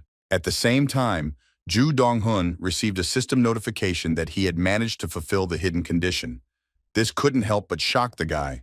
Looking around, the main character saw that he had once again moved to the other world, which was now dominated by snow and cold. The older man then turned to the boy and said that he would trust his words and believe in the determination in his eyes. But in return, Ju Dong-hun had to promise something. The ghost asked that the main character, no matter what trials befell him, inherit everything he owned and leave his mark on this world. Ju Dong-hun confidently promised that he would not miss the once-in-a-lifetime chance and would definitely inherit everything no matter what. The elderly man took these words with great joy and praised the guy. Immediately after this, the main character received a system notification that he had cleared this scene. After some time, Ju Dong-hun slowly opened his tired eyes and saw a bright white light coming from an electric lamp. The guy was lying in bed, and I still can't remember what happened to him or where he was now. Suddenly, he heard a familiar voice, which was happy that the protagonist had finally woken up. Ju Dong-hun was surprised, but he didn't expect to see anyone here. The main character also looked around to understand who was here besides him. His eyes still didn't see well because they weren't used to the bright light. Finally, he realized to his surprise that Gi Soy-yul was standing in front of him, safe and sound. After this, the guy began to wonder where he was at all. Judging by the surroundings and clothes, the main character quickly realized that he was in the hospital. Meanwhile, the girl asked permission to introduce herself again and said that her name was Gi Soy-yul. She was the vice guild master of the Parang Guild. She was also known as the Dark Empress. The girl said all this with great displeasure. Ju Dong-hun knew all of this, so now he was only interested in why the girl was here and what she was doing in his hospital room. The main character did not remember at all what happened after clearing the dungeon, so he assumed that at that moment he lost consciousness. Gi Soy-yul started to say that she was very surprised because she thought that the boss of that dungeon was impassable. She still couldn't believe that the porter was the one who was able to defeat this boss. It was obvious that the girl was very unhappy about this. Ju Dong-hun noticed this, and therefore was now very worried and afraid that Gi Soy-yul would take out her resentment on him. All that the main character directly asked was why the girl was looking at him as if he was guilty of something. The guy quickly changed his words and said that he was just curious why the deputy guild master of one of the largest guilds came to him. After thinking for a bit, the girl replied that it was obvious, because she was also curious about what happened in the dungeon. Then she directly asked how exactly the guy was able to pass this absurd dungeon and what reward he received for it. Also, Gi Soy-yul was interested in whether the main character could really become that old man's disciple. Ju Dong-hun was in no hurry to answer, but instead thought that the girl's questions were justified, because this dungeon belonged to her, and he was given only one opportunity. That's why, from Gi Soy-yul's point of view, the guy was just a random person who stole her achievement. Ju Dong-hun was sure that a more cruel rancor would have probably beheaded him by now for stealing his loot. An unexpected girl interrupted these thoughts by asking what the porter was thinking so deeply about. The protagonist agreed to tell the Dark Empress everything, But before that, he asked what they wrote in the news about the exploration of this dungeon. The girl said that they informed everyone that the advance party of the Parang Guild had successfully cleared the dungeon and forced all the survivors to sign a non-disclosure agreement. Ju Dong-hun, upon hearing this, was very happy that the public did not know that it was he who cleared this dungeon. After that, he bowed respectfully to Gi So-yul and thanked her for taking care of him. The girl was surprised by this and thought that the guy was much more mature than he seemed, because most hunters would kill for the opportunity to boast of their achievements to the whole world.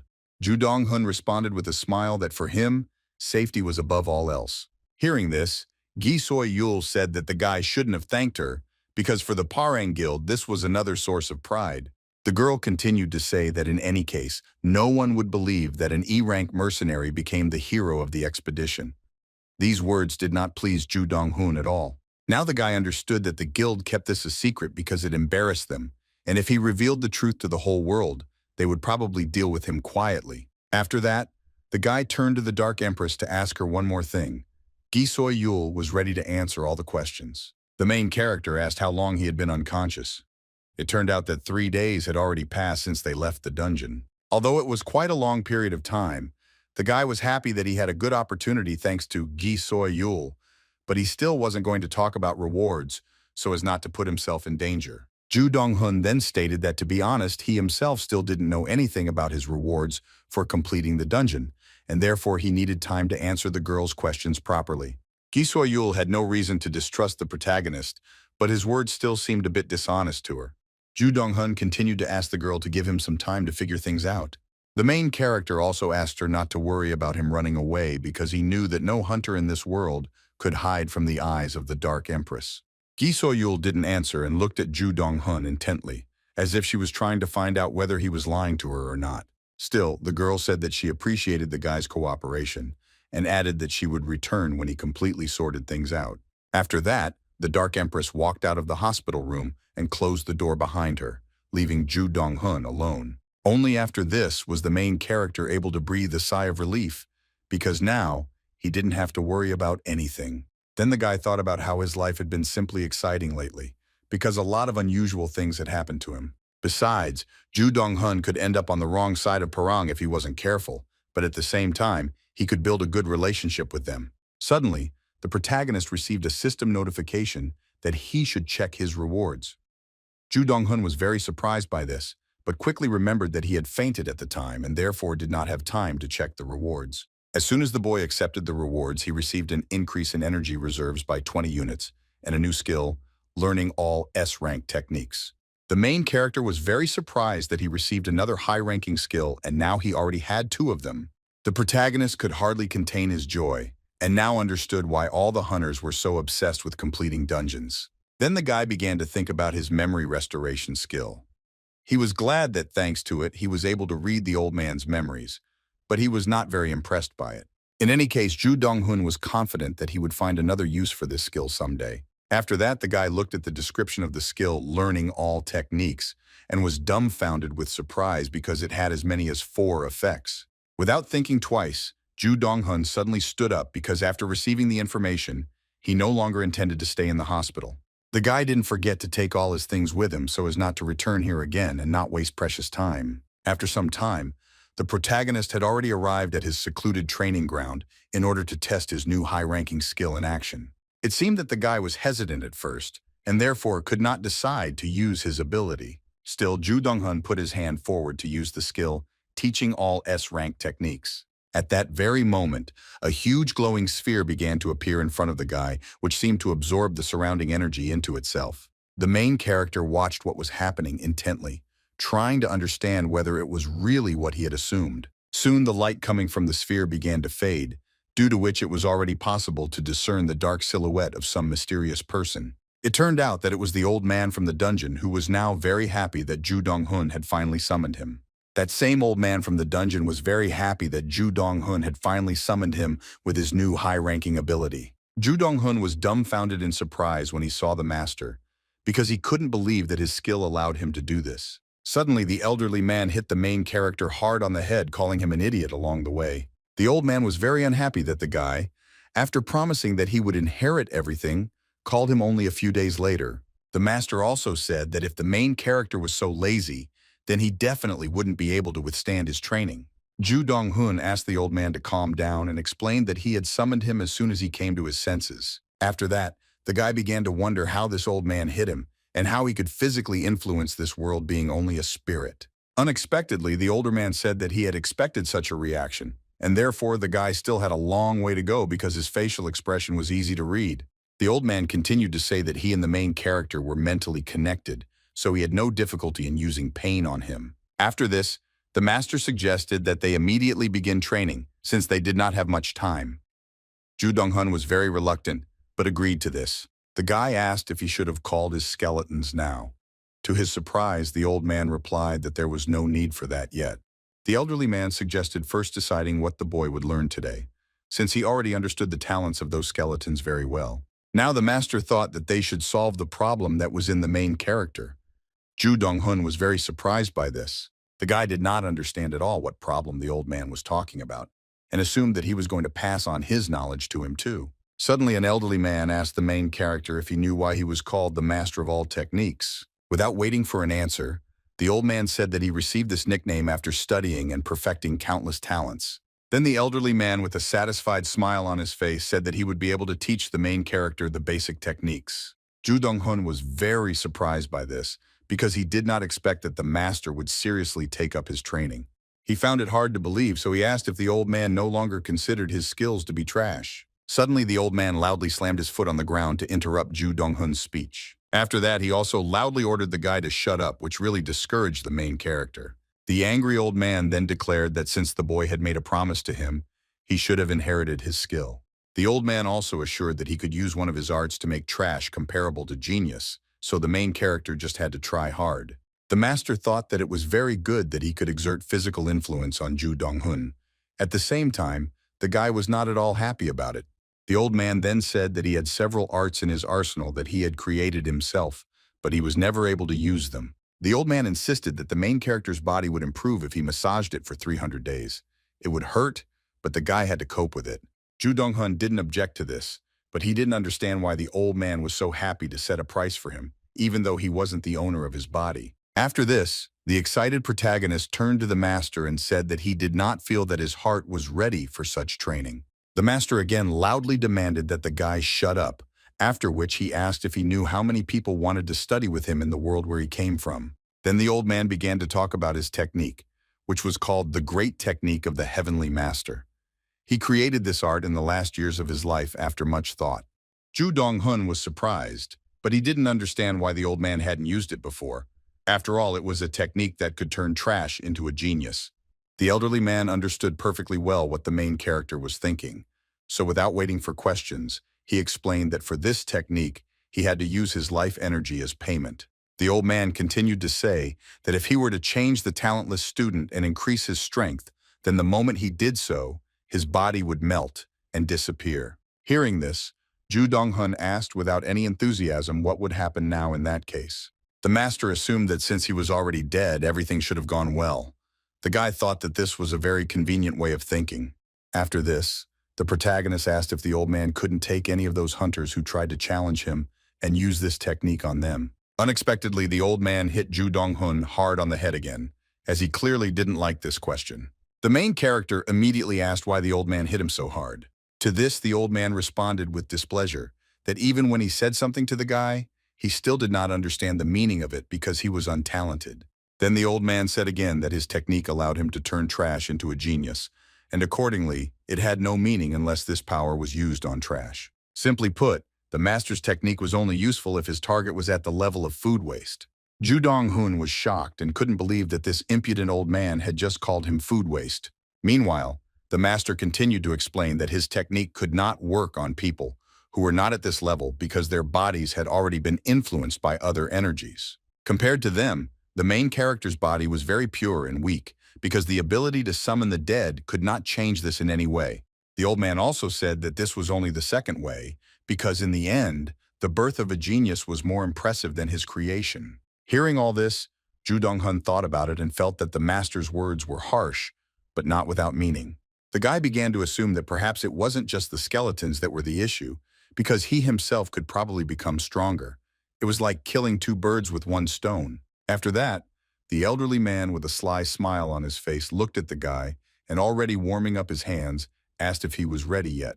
Ju Dong-hun, full of determination, confidently confirmed this, because he had not even guessed what he was about to experience ahead. After just a few minutes, the loud screams of the main character, provoked by incredible pain, began to echo throughout the forest.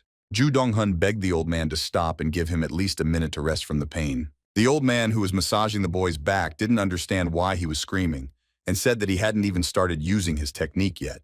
The main character, of course, understood that he had to endure all this.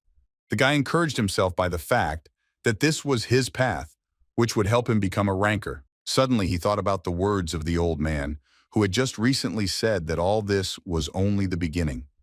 Just at that moment, the old man increased the pace and force of his massage. Loud sounds of blows echoed throughout the area, while the master praised the protagonist for his perseverance. At this time, Ju Dong-hun endured the incredible pain with all his might, and thought only that he absolutely had to endure all of this. Suddenly, the guy received a system notification that he had a new skill called Rank C Pain Resistance. Finally, the finishing blow sounded, which turned out to be the strongest of them. Ju Dong-hun could no longer stand on his feet, and so he fell to the ground exhausted. He didn't even have the strength to be happy that it was all over. Meanwhile, the elderly man happily reported that, given the seriousness of this technique, the guy did an excellent job, and despite the fact that he was trash, he was able to endure a lot. The master continued to say that the main character had a strong desire to become stronger, as well as willpower and perseverance to withstand all the obstacles on the way. That is why the older man believed that not all was lost, which meant that he had not wasted his time on the guy.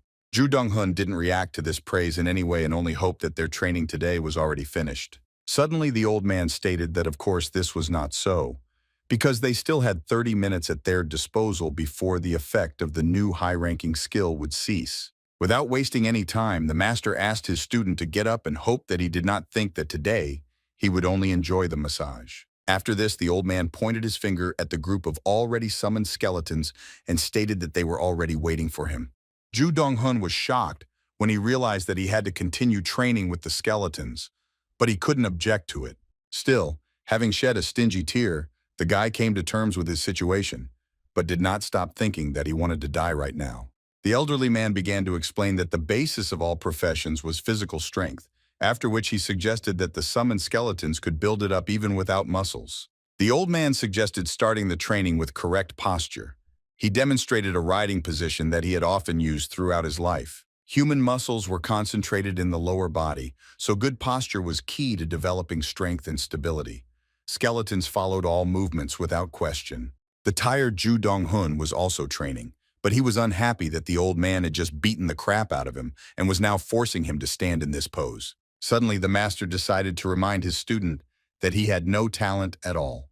These words could not help but hurt the guy. However, the elderly man admitted that the main character had enough persistence, which was very good. He wanted to teach Ju Dong-hun because he believed that the master should not be weaker than the creatures he summoned.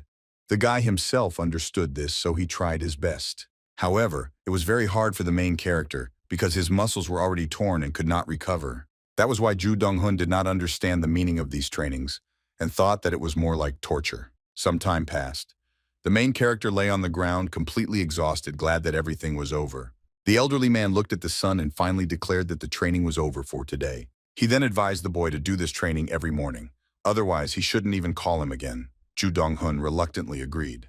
After this, the main character received a system notification that the effect of the skill, learning all techniques, had ended, and therefore the master began to dissolve into thin air. Thus, the master of all techniques was recalled, and the skill could only be used again after 24 hours. Ju Dong-hun needed some time to recover. The main character's subordinates looked at him attentively, as if they were waiting for some kind of order from the guy. Surprisingly, he actually turned to one of his subordinates while breathing heavily. The skeleton immediately responded to this, letting the guy know that he was ready to listen to his request. The main character himself felt uncomfortable, but he asked his subordinate to carry him in his arms, since he couldn't even walk on his own. This was the impressive result of the first day of training with the master of all techniques. After some time had passed, Ju Dong-hun grabbed the door handle that was familiar to him and opened the door. As soon as the guy entered the room, a familiar voice immediately addressed him. This surprised the main character. Ju Dong-hoon's boss was very happy that the guy was finally here and asked him to come to him quickly. Then, he drew the guy's attention to the men who were also in this room and said that this was the team of survivors in the last dungeon. The main character remembered these people well, but was very surprised to see them here. The man was also recognized as a guy, but they assumed that he had changed a little. He seemed more muscular and even looked much better. Ju Dong-hoon was a little embarrassed when he heard these compliments, but he himself did not notice any changes in his appearance.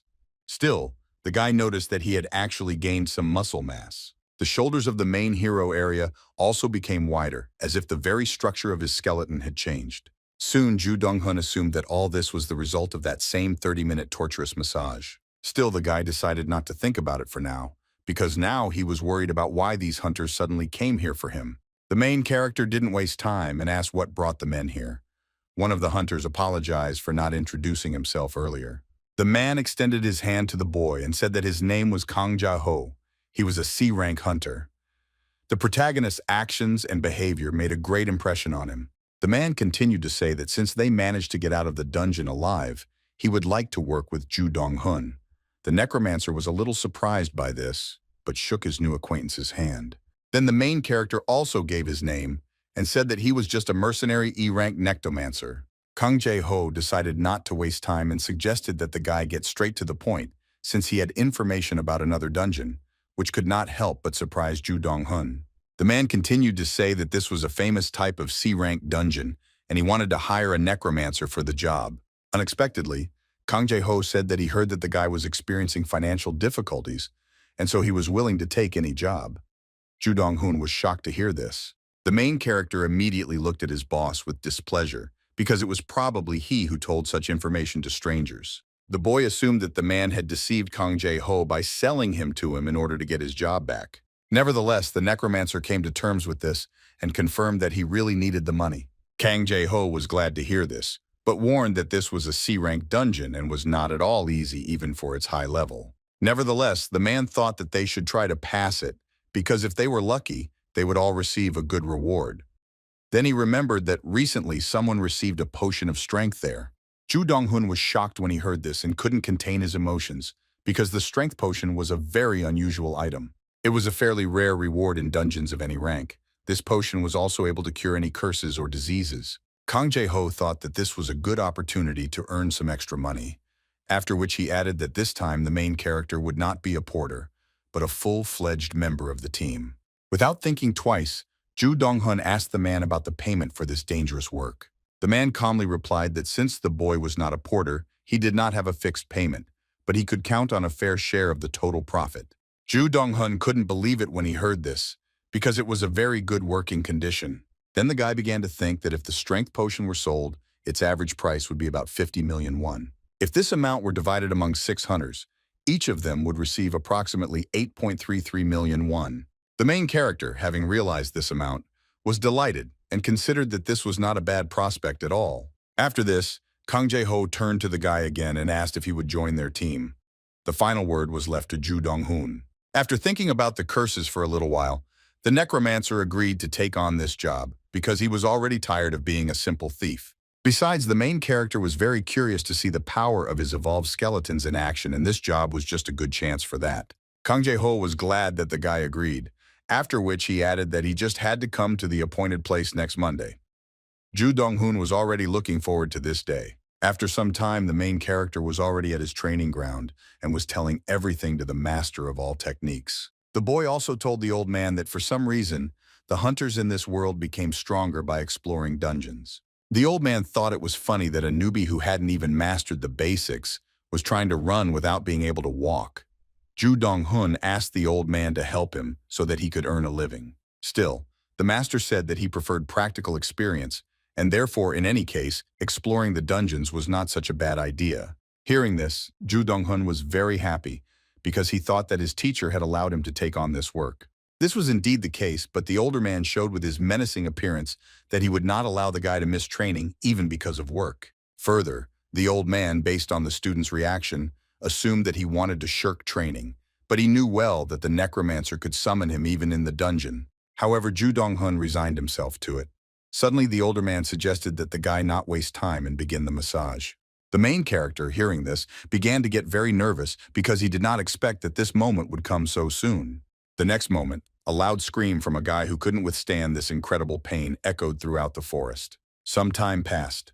The painful massage finally ended, and now the main character could at least come to his senses. The older man praised the boy for his good work and said that their training was over for today. Ju Dong-hun couldn't even show joy, and all he could think about was that he almost died again. Thanks to the new skill that the guy received during the massage, he could at least somehow cope with this pain. The main character also saw potential for development in him. The old man continued to praise his student and say that he had behaved well. Out of politeness, the main character replied that all this was only thanks to his teacher. Suddenly, the master of all techniques announced that, in his opinion, starting tomorrow, they would be able to slightly increase the intensity of their training. Ju Dong-hun heard this and was very scared, but he tried not to show it. Instead, the guy asked if he had really heard everything correctly.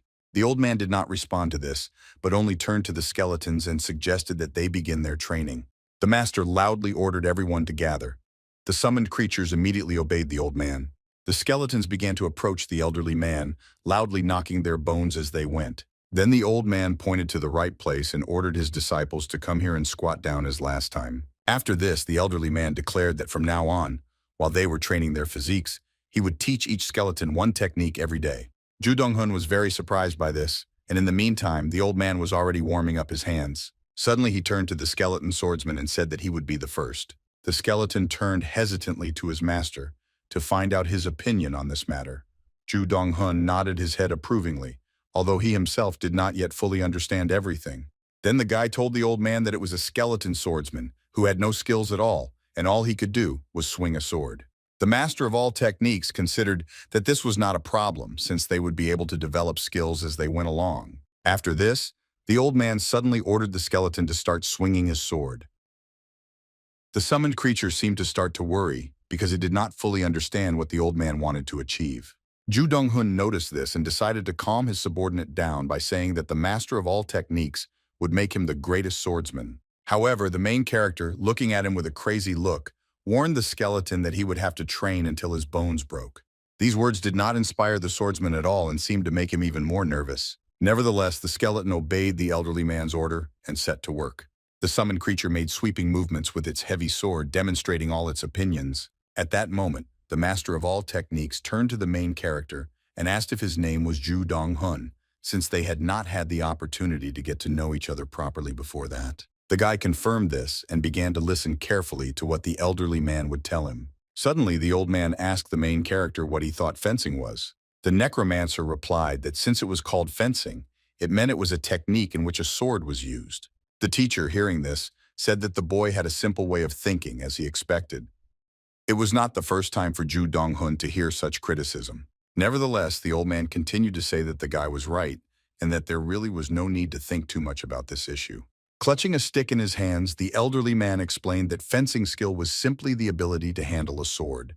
Nothing more, nothing less. Suddenly, he threw a stick to the main character and asked him to take it in his hands. Ju Dong-hun looked at the training equipment and seemed to understand what the master of all techniques wanted to do. The guy, picking up a stick from the ground, assumed that the old man now wanted not only for the skeletons to inherit all of his techniques. It seemed to the main character that the master also wanted him to inherit them. As soon as the stick was in Ju Dong-hun's hands, the old man quickly ordered him to use it. The protagonist took hold of the stick and hesitantly asked how the teacher wanted him to use it. The older man replied that the boy shouldn't have thought about it, but instead should have kept his imaginary dreams as he felt more comfortable. Ju Dong-hun followed the old man's order without asking any questions and moved on to the next stage of training. After this, the teacher ordered his student to swing this stick as hard as possible. The necromancer immediately tried to do this. The master of all techniques, seeing the guy's efforts, praised him for his work. Ju Dong-hun was surprised by this because he still did not fully understand what was happening. He couldn't believe that the old man was seriously praising him for such inept movements, and began to doubt that he really was a top-class master. Suddenly, the old man drew the boy's attention to the grip of his right hand. The protagonist held his thumb firmly up and the other 4 fingers held it in place. The old man also said that his student swung once from the 10 o'clock position to the 4 o'clock position, and then again from the 2 o'clock position to the 8 o'clock position. Then the teacher said that he hadn't taught the boy anything yet, but he was already swinging in a way that he considered more convenient for cutting. The old man continued to say that the perception of this cut was based on everything that the main character had experienced throughout his life. It could be said that Ju Dong-hun simply put his life into this swing, which couldn't help but surprise the guy. The main character thought about the words of his teacher, and at least stopped being surprised by the conclusions made. After this, the old man asked if the cut that the boy had just made would be more powerful if he added strength and speed to it. Ju Dong-hun didn't know what to answer to this. The master of all techniques didn't like the fact that the guy was making such a stupid face again. Still, he himself answered that any cut became more powerful if you add strength and speed to it. This was a very simple fact that would never change even if the end of the world came. Ju Dong-hun looked at his improvised weapon and began to ponder over his teacher's words. It seemed that the main character finally understood what the master of all techniques wanted from him. The necromancer suggested that he should have created his own cut and then added strength and speed to it. Suddenly the old man turned around and headed somewhere. I assume that the guy began to understand his words. Ju Dong-hun confirmed this. The older man then asked his student if he knew what would happen if he repeated the cut millions of times and reached its peak. In order to clearly demonstrate this, the master of all techniques took a sword in his hand. He asked the main character to watch carefully because this is exactly the fencing that he and his skeleton will learn. Ju Dong-hun looked at the old man with bated breath, because this was almost the first time that the great master demonstrated his skills to him. The next moment, the old man swung his heavy sword with all his might to make a sharp swing. He added strength and speed to his cut, so that the swing quickly pierced the air without encountering any resistance along the way. It was easy to see how waves of energy spread out in all directions from the blade of the sword, and gusts of wind arose. Ju Dong-hun looked at all this without looking away, even though this swing only took a few seconds. At the same time, the old man said that there was no theory here. The older man then asked his impressed student to simply make his cut stronger. Also, the master of all techniques said that if the main character does this, then everyone will end up using his cut as a base. After seeing this, Ju Dong-hun realized that there was nothing wrong with his awkward posture. The guy also believed that no one should care that he swung his sword differently because it was only his weapon, and therefore he used it as he liked. The next moment, the protagonist made a sharp swing of his sword and immediately received a system notification that he had received a new skill, C-Rank Slash. A high-ranking hunter sat in his office, carefully filling out important documents. This hunter was the head of the Parang Guild. Suddenly, his younger sister approached him and distracted him from his work. Guildmaster Parang was ranked 58th in the world. His name was Gi Parang. He was also known as a fine bowman. The guy was very surprised when he saw Gi Soy-yul in front of him. It seemed that the girl was unhappy about something. Gi Parang immediately asked what was the matter, since this was his younger sister's first time coming to him here. The Dark Empress, sitting on a comfortable sofa, honestly admitted that something had been bothering her lately. This surprised the guy even more.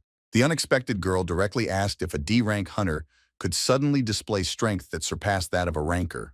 Gi Parang thought that this was a rather strange question and waited for an explanation, but Gi Soy-yul simply asked him to answer her question. Still, the guy started saying that usually even if a lucky chance came along or a skill was acquired, it took time to make it your own, so one could say that this was very unlikely. The guild leader continued to say that if such a case really was the only explanation for it, would be that the person was hiding his true abilities. Gi Soy-yul was very doubtful that the hunter she asked about could be hiding something. Gi Parang believed his younger sister's words because he knew well that even rankers could not hide their abilities from her eyes. All this was due to the fact that the girl had a high-ranking search skill, which allowed her to see what others did not see. Then the guy thought that his assumption didn't make sense, so he directly asked the girl if something had really happened. It seemed like it was very hard for Gi Soy-yul to talk about this, so she didn't want to answer this question at all. The thing was that she had not yet reported to her brother what had happened. There was a dungeon. The girl simply could not tell the head of the guild that she had been defeated more than once. The Dark Empress recalled with displeasure that old man who was hiding behind the ill-fated old door in the depths of the dungeon. Gi Soy-yul had never felt so helpless as she did at that moment. However, despite all this, the D-rank hunter was somehow able to do what she could not. The girl admitted that, of course, her first impression of him was unusual. Already in the cave and facing difficulties, the Dark Empress was simply curious to look at the inconspicuous porter, so she gave him a chance to prove himself. Surprisingly, the main character made full use of this chance, which is why Gi Soy-yul was now very puzzled. The girl remembered that Ju Dong-hun had promised to tell her about everything as soon as he settled everything. So for now, she was going to patiently wait for that moment. Gipperang interrupted the girl's thoughts by saying that she was somehow suspicious. He noticed that before she had a serious face, now she was smiling. This made the boy curious because before his sister hadn't cared about anything except owning a dagger. Suddenly, Gisoyul suddenly stood up from her seat and began to deny the guild leader's words. After that, she wanted to leave. Finally, Gipperang asked his sister not to be shy and to talk to him honestly, but the girl did not want to discuss anything anymore. At this time, the members of the hunting team that hired the main character were already standing near the magic portal and preparing to set off on an adventure. Suddenly, they heard rustling sounds behind them, which someone was making casually. Kang Jae-ho and his comrades were already beginning to worry that someone would disturb them. It turned out that it was Ju Dong-hun, who had already come here to go to the dungeon with the hunters. Everyone was happy to see him. Kang Jae-ho said that he sent the guy all the details about the dungeon via SMS and hoped that the main character had already studied everything along the way. The necromancer confirmed this. This dungeon was a C-rank desert-type dungeon. The main mission of this dungeon was to destroy monsters and defeat the boss, which was typical for such dungeons. Ju Dong-hun informed the group's leader that he had already put on sunscreen and stocked up on ice water so as not to languish in the heat. Kang Jae-ho praised the guy for his serious preparation. Suddenly, something to the side caught the attention of the main character. Ju Dong-hun looked at the other participants of this expedition and realized that there were many more people here than the group leader had mentioned. There were two girls here who were unfamiliar to the main character. One of them was telling her friend that these were the gates to the dungeon, and when they passed through them, they would see a desert. Kang Jae-ho noticed Ju Dong-hun's puzzled look and immediately said that this time they invited two F-rank porters, who of course had already been paid, so there was no need to worry.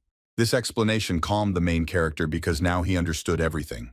The thing was that in order to pick up the ore and items that fell in the dungeon, the group of researchers had to have porters. After that, Ju Dong-hun thought that even though this dungeon was C-rank, in his opinion, everything should have gone well. Any anxiety the guy had was calmed by the fact that in the end, his skeletons could defeat the orc, who was a D-rank superior being in the blink of an eye. Still, the main character entered the glowing magical portal. From that moment, one could consider that his adventures had begun. A moment later, Ju Dong-hun found himself in a very unfriendly place. He was greeted by a lifeless, monotonous landscape and a calm sky. The protagonist took the first step and immediately received a system notification that he had entered the dungeon. Immediately after this, the system notified the guy that he had been exposed to a harsh environment. Of course, this was talking about the bright sun, which, in addition to light, gave off a lot of heat. Because of this impact, all of Ju Dong-hun's indicators were reduced by 10%, which was certainly not very good. Other hunters were also surprised that it was so hot here, but suggested thinking of it all as a sauna. Ju Dong-hun looked at the people around him and how they were running away from the heat and did not understand whether it was really so difficult for them. To the surprise of the main character himself, such conditions were quite bearable. If you compare all this with the hellish massage that the guy received from the old man, then it was just child's play. Unexpectedly, the main character used his skill to summon awakened skeletons. It was still unclear why he did this. At that very moment, 5 subordinates appeared next to him, ready to carry out any of his orders. The skeleton that wielded the shield slammed it loudly into the sand, showing his readiness for any eventuality. This could not fail to attract the attention of all those present, many of whom were seeing something like this for the first time. One of the guys looked closely at the summoned creatures and said that they had become stronger since the last time he saw them. Ju Dong-hun did not deny this. Suddenly, Kang Jae-ho turned to all his comrades and asked them to concentrate, because there were many scorpions and snakes here. Some of the hunters were not at all enthusiastic about this information, but the group leader reassured them by saying that these were only C-rank monsters. After this, Kang Jae-ho turned to the porters and said that they just needed to watch everything carefully and pick up what they were told. Soon the hunters set off on their journey. The skeletons of the main character also followed them. Not much time had passed, but some hunters could no longer stand the heat and asked how much longer they had to go. Suddenly, Kang Jae-ho ordered all his comrades to stop, as if he saw some danger ahead. At first glance, everything seemed absolutely calm. Only a slight wind was rolling small grains of sand from place to place. That is why the hunters did not understand what was going on and why their leader ordered them to stop so suddenly. The next moment there was a loud noise, after which no one doubted that stopping was the right decision. From under the hot sand, a sharp scorpion sting suddenly emerged, intending to injure people. A few seconds later, several huge sand scorpions were thrown at the hunters, taking them by surprise. Despite all this suddenness, one of the hunters did not lose his vigilance and quickly grabbed his dagger, intending to fight back the enemy. Kang Jae-ho began to swing his weapon deftly, causing serious injuries to the scorpions. At the same time, the man ordered his comrades to gather and stand in battle formation in order to repel the attack of the scorpions. The hunters immediately obeyed the order despite their excitement and took up fighting stances. Meanwhile, Ju Dong-hun calmly watched this battle from the side and thought that the desert scorpions were probably as strong as the orc he had once encountered. After this, the main character turned to the skeleton magician to give him his order. The summoned creature began to listen attentively to its master. The necromancer asked the skeleton to use his air shield skill on him. A moment later, this order was carried out. Ju Dong-hun was now safe because he was surrounded by reliable protection on all sides. After this, the main character turned to all his subordinates and decided that they should not simply stand aside. The next moment, the damned necromancer with great joy ordered his subordinates to destroy all opponents. Ju Dong-hun watched what was happening with great pleasure and was not worried at all, since he had already ensured his safety. At this time, his skeleton fearlessly walked forward, intending to attract the attention of the enemy. Along the way, he used his low-level aggro skill to make the desert scorpions attack him. Ju Dong-hun ordered his subordinates to advance forward and destroy all the dangerous monsters. Along with this, the main character received a system notification that several scorpions had already paid attention to the skeleton with the shield. It was a great moment for the skeleton swordsman to attack the scorpions using the skills he had acquired during his training. However, despite the strong blows, the skeleton's iron sword could not pierce the scorpion's strong shell. The summoned creature dealt one blow after another, but the monster remained unharmed. However, it was clear that the scorpions did not like such attacks at all, so they tried to retreat. The main character noticed this and was very surprised because although his subordinates could not break through the monster's defense, their attacks definitely worked. That was why Ju Dong-hun loudly ordered his skeleton to continue attacking, hoping that the scorpion's shell would soon be destroyed. The guy's guess turned out to be correct. The skeleton spearman was able to plunge his weapon deep into the monster, causing green blood to spray out around him at the same moment. The other skeletons did the same, so it was safe to say that one of the opponents had already been defeated. Ju Dong-hun continued to watch the battle and was pleased with his subordinates and thought that everything was going quite well. Kang Jae-ho also grabbed the necromancer and his skeletons, thinking that he was very lucky to have accidentally met him in the dungeon. The main character began to assure that all this was nonsense, and he was able to do this only because the leader of the group dealt with the largest crowd of scorpions. The man asked the boy not to be shy and added that random meetings improved Ju Dong-hun's personality. He thanked him for treating him favorably. Despite the very pleasant atmosphere of the main character, it was still alarming how often Kang Jae-ho talked about a chance meeting. In addition, there was another thing that was very confusing to Ju Dong-hun and caused unpleasant suspicions. The guy clearly saw that all the hunters surrounding him now were very strong, so they probably didn't need to take an E-rank mercenary with them. At the same time, they all knew very well that it was Ju Dong-hun who received the reward from the high-difficulty dungeon. However, due to the non-disclosure contract with the Parang Guild, none of these hunters could openly talk or ask the protagonist about this. Ju Dong-hun believed that these people had only one way to answer their questions, and that was to explore the dungeon. There were no CCTV cameras here, and no traces were left behind. The guy knew well that accidents often happened in the dungeons. The hunter's suspicious glances only worsened the surrounding atmosphere and gave Ju Dong-hun bad thoughts. That's why the guy thought he had to be careful and continue to watch these people. The damn necromancer did not show that he suspected the people around him and continued to humbly follow them. He didn't notice how pleased Kang Jae-ho was, as if everything was going according to his plan. After some time, the hunters arrived at the lonely ruins of an ancient temple. The system immediately notified the main character that this was a stage called the Ancient King of Scorpions in the desert. In order to remove the seal and move on, it was necessary to make a sacrifice. The condition of this stage was that people now had to place 2 offerings on the altar. These victims were supposed to be living F-rank hunters or higher. This message made the girls very tense. Ju Dong-hun was also not happy because Kang Jae-ho and his comrades did not say at all that any sacrifices were necessary here. Suddenly, someone behind started laughing and said that it was a very strange condition. This laughter did not calm one of the girls down at all. The men seemed to sincerely not understand how such a condition could have arisen here and did not know where they could find an offering in the desert. Looking back, the girl saw sly smiles on the hunters' faces, which spoke for themselves. Hoping to get a clear answer, she immediately turned to the leader of the group and asked what all this meant. Kang Jae-ho calmly explained that they had to bring 2 living hunters as an offering. Everything was crystal clear here. After this, he rudely ordered the girls not to stand still but to go up to the altar. Because of this, they were very scared. One of the girls did not fully believe what was happening and asked if their employers had gone crazy. Kang Jae-ho replied that the girl could think so if it made her feel calmer. The second girl, not holding back her emotions, began to ask why the hunters were doing this to them. She then asked if the group leader had really intended to do this to them from the very beginning.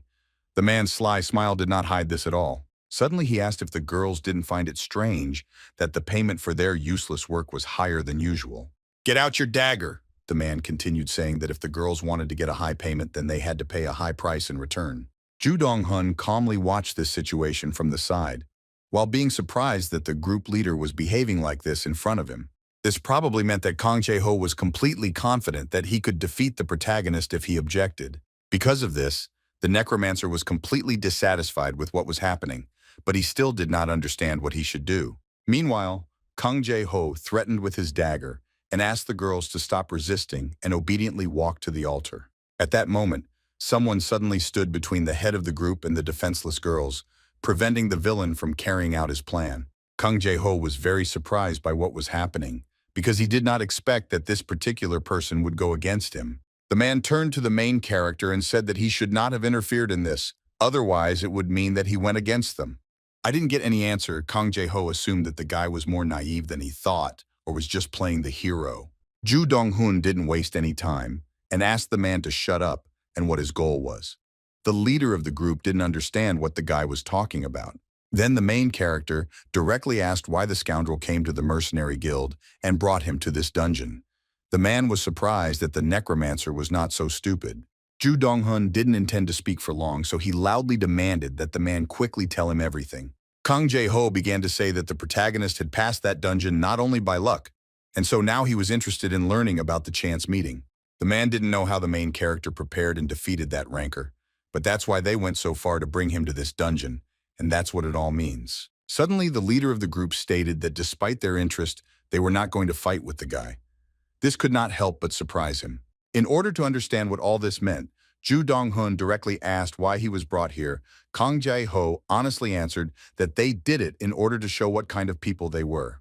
They also wanted to invite the main character to join their group and work together. The man continued to say that if the main character decided to join them, then of course he would have to give them part of what he received from his successful meeting, because it was fair. Ju Dong-hun was amazed by the impudence of these hunters, so he called them crazy scoundrels without any qualms of conscience. After that, he thought about how these people directly called themselves villains and invited him to join them. If the main character accepts this offer, he will have to give part of his reward to them. This was their plan. Ju Dong-hun had no intention of living up to the scoundrels' expectations and playing by their rules, so he was already thinking about how to teach them a lesson. Kang Jae-ho had already prepared his sharp dagger and waited for the protagonist's final answer with a sly smile on his face. The mysterious man, whose face was hidden by a mask, also took out his weapon, demonstrating that Ju Dong-hun had to make the right choice. At this time, the old man said with displeasure that he knew that something like this would happen when his student told him that he would go to the dungeon. The worried protagonist asked the elder to give him some advice, because this situation could not be delayed. That is why he called him.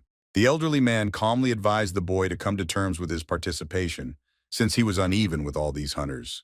The master of all techniques felt very sorry that the guy who claimed to be his student could not cope even with such weaklings. Ju Dong-hun became very nervous and asked the old man to stop complaining, because if he died, the teacher would not be able to achieve his goal. Suddenly, the dissatisfied elderly man began to say that he did not ask the guy to get involved in this matter, and even if he had mastered all the techniques, he could not do the impossible. After that, the same mysterious man in the mask turned to the guy and asked what he got from this opportunity. This question gave the protagonist some ideas, so he was in no hurry to become disillusioned with his situation. The guy thought that this scoundrel needed the opportunity, that is, the reward that he received for completing that very dungeon.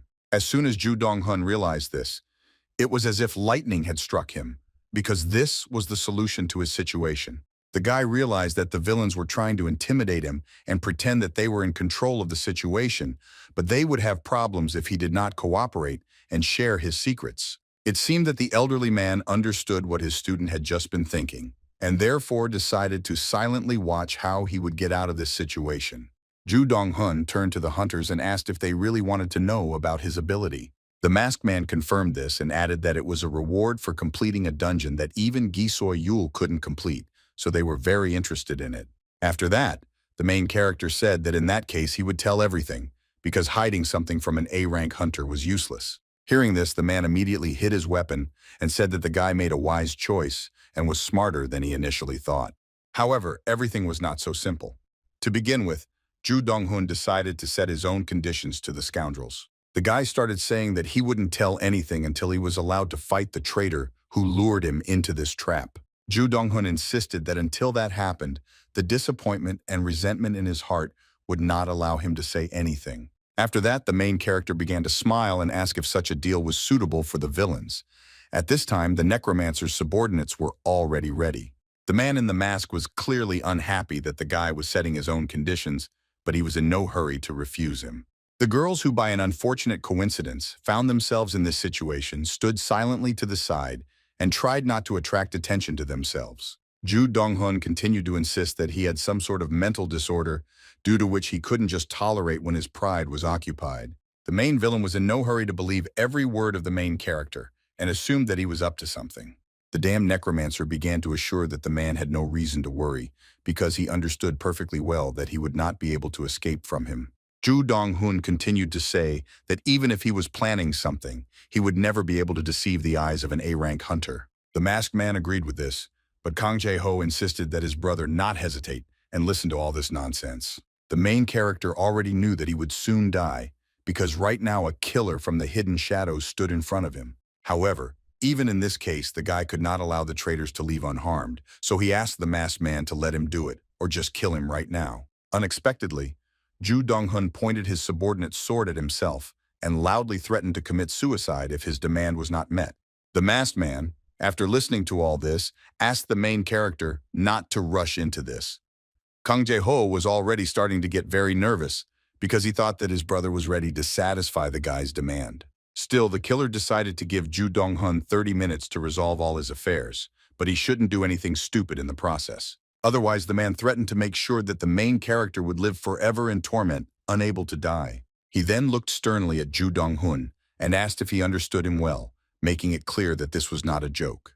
The man in the mask threatened that he would make sure that the main character lived in pain forever, unable to die. He then looked sternly at Ju Dong-hun and asked if he understood him well, making it clear that this was not a joke.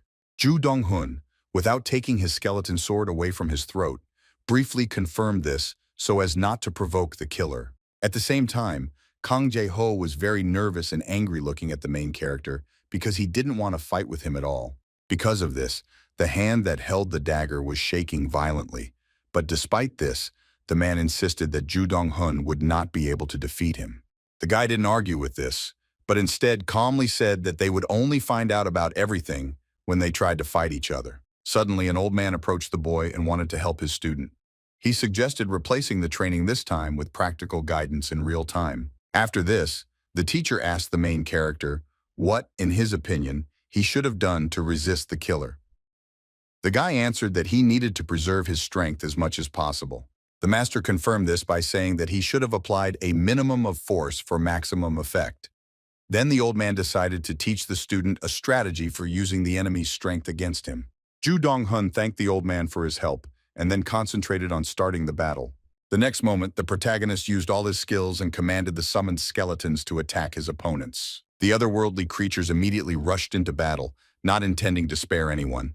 Despite the fact that it was only D rank, the men did not find this battle easy. However, Kang Jae-ho was absolutely confident in his strength, and with only daggers in his hands, he rushed at the skeleton with a shield.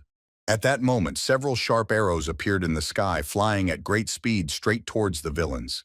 The man had to quickly retreat back so that this fight would not end for him prematurely due to the skeleton archer's insidious attack. Kang Jae-ho was very unhappy and very angry because the main character had his own methods of fighting, which the man did not like at all. At the same time, The skeleton mage used his fireball skill, causing a bright flame to appear in the sky above his head. Without wasting any time, the protagonist's subordinate mercilessly directed this attack at his opponents. People had no choice but to seek shelter in order to save themselves, while being surprised that the skeleton was somehow throwing fireballs. Meanwhile, the skeleton swordsman was also meekly following Ju Dong-hun's orders and was fearlessly rushing to attack right now. Kang Jae-ho was able to stop his opponent's strike, but it took a lot of effort on the man's part to hold it back. Suddenly, one of the villain's daggers could not withstand the onslaught of the sharp sword and broke. Kang Jae-ho, seeing this, realized that he was now in a losing position, which is why he began to get very nervous and was distracted from the fight. The skeleton took advantage of this moment and kicked his opponent, sending him flying backwards. A man in a mask calmly watched all this from the side and thought that the movements of all these skeletons were impeccable and pure. He even began to worry that at this rate, Ju Dong-hun could actually win this battle. Suddenly, the man felt a strange sensation that instantly made him tense up and concentrate in order to understand what had happened. The killer began to look around nervously, trying to understand why he felt the presence of the main character near the entrance to the dungeon, because at this time he should have been outside. At this time, Kang Jae-ho was already completely exhausted and could barely get to his feet. Suddenly, someone's shadow approached him, causing the man to freeze on the spot, anticipating the worst outcome for himself. He looked up and saw a disgruntled Ju Dong-hun in front of him, staring at him as if he was about to scold him for a serious offense. Kang Jae-ho was very scared and, trying to crawl away loudly, asked the main character not to come near him and leave him alone. The old man, watching what was happening, began to say that all these hunters were too weak to call this a real combat experience, but it was a good start for his student. Ju Dong-hun thought that he would only gain real combat experience if he killed the villain. At this time, the masked man did not follow the fight at all, as he was busy with something else. Despite the old man's objection, Ju Dong-hun was determined to kill his opponent since he had put his life on the line from the very beginning. For this guy, he turned to the skeleton swordsman. Suddenly, the main character was struck by lightning from surprise when he saw what was happening ahead. The guy saw in the distance some man in black clothes who was quickly approaching them. He didn't even guess who it could be. Unexpectedly, the old man called his disciple a fool because another deadly assassin had just entered the battlefield. Ju Dong-hun was very surprised to hear this. The master of all techniques said with great regret that the main character was good in everything else, but never thought ahead. The guy didn't respond to this because he still didn't fully understand everything and couldn't believe that his plans had collapsed with the appearance of this killer. Still, Ju Dong-hun regretfully admitted to himself that his teacher was right, because he no longer had a trick up his sleeve, and he was still a weakling in the world of hunters. Now the guy didn't even understand why not long ago he had been so confident in himself. He admitted that he took a big risk, and in the end it turned against him. Now the main character has no choice but to regret it. Meanwhile, Kang Jae-ho laughed loudly at the necromancer's failure and sarcastically asked if he really thought that they would come here with only one elder from the hidden shadows. At this moment, the very second killer, whose appearance had so alarmed the main character, had already arrived at the scene. Ju Dong-hun was very nervous and didn't know what to do. The guy even began to assume that he should just run away from here. Suddenly, the killer turned to his colleague and said that they should leave here quickly since Gi Soyul was somewhere nearby. The main character was very surprised to hear this because he did not understand at all what the Dark Empress had to do with it and why she was here. Just at that moment, the girl was already standing near the magical portal that led to this deserted dungeon and seemed to be preparing to enter inside. The mysterious masked man continued to tell his comrade that they needed to act immediately because if they were caught, they would definitely be killed. Without wasting any time, both assassins literally disappeared, leaving a shocked Kang Jae-ho all alone. The man started shouting loudly in order to try to stop them, because he also did not want to answer for his actions. No one heard these screams because the killers had already disappeared. They literally disappeared. Ju Dong-hun was still surprised by what was happening and did not believe that the power of a rancor was so great that it made the villains run away just from his name. Meanwhile, in the cool forest, everything was quiet and calm. Gi Soyul, who stood in front of the magic portal, didn't even know what was happening in the dungeon right now. The girl doubted whether she should have used this portal and believed that she had overreacted. The Dark Empress admitted to herself that she followed the main character as if she were stalking him. The girl was able to track Ju Dong-hun's location to this dungeon using the Parang Guild's information. However, Gi Soyul felt that all of this was wrong, so she turned around and started to leave. The girl decided to trust the main character, who promised her that he would tell her everything as soon as he sorted out his affairs. Therefore, the Dark Empress began to walk away, believing that she needed to give the guy a little more time. Meanwhile, Kang Jae-ho, who could barely stand on his feet, could not come to terms with his losing position. The man saw his comrades being attacked by summoned skeletons, but all he could think about was that he couldn't die here like this. Despite the ruthlessness of the protagonist's subordinates, Kang Jae-ho has already decided that he will definitely live. The man was clearly out of his mind from excitement, and therefore, in order to survive, he was ready to do anything. The villain looked at the deceived girls and intended to use everything he had for his own purpose. Near an ancient, dilapidated temple in the middle of the desert, a battle continued on which the well-being of Ju Dong-hun depended. Kang Jae-ho was very unhappy with his losing position and seemed willing to do anything to win. The protagonist saw right through the man and knew that he could not defeat him by force, so he planned to do something with the girls behind him. At some point, the villain began to quickly run towards the guy, intending to carry out his plan. The necromancer immediately realized that his opponent had taken action and therefore ordered his subordinate to stop him. The skeleton swordsman immediately rushed to attack and already swung his sharp sword in order to stop any intentions of Kang Jae-ho. The man did not expect that the summoned creature would appear next to him so quickly, which made him hesitate for a couple of seconds. The next moment, the skeleton swordsman did not attack his opponent, and with just one blow, mercilessly cut off his left arm. From such a powerful and precise blow, the scoundrel's hand simply flew far to the side. It won't help him anymore. Ju Dong-hun felt no pity for the man and only wondered if this scoundrel would have spared him if he had been weaker. Watching closely the suffering of his opponent, the protagonist still believed that Kang Jae-ho would never spare him. The guy thought the same thing about the other hunters, so their fate had already been decided. Meanwhile, the man, probably experiencing pain, swore loudly and threatened that he would not just tolerate all this. Suddenly, the villain quickly jumped to his feet and, pushing off the ground with force, started running. Kang Jae-ho was heading straight towards the protagonist. It seemed like he wanted to defeat him with his bare hands. However, the guy had nothing to worry about, because his skeleton swordsman clearly saw the approaching danger and was already ready to eliminate it using the most radical methods. The next moment, the summoned creature rushed towards its opponent and with one gift, lightning fast, cut off his right leg. Kang Jae-ho once again experienced incredible pain, from which he could not hold back his frantic scream. Ju Dong-hun watched his opponent's torment with complete calm, believing that he fully deserved it all. The man continued to swear loudly and blame the main character for all his troubles. The necromancer did not react to this in any way. Kang Jae-ho slammed his fist into the ground in anger and asked why it was Ju Dong-hun who had to appear before him. At this moment, the main character began to slowly approach the man and ask what he was talking about.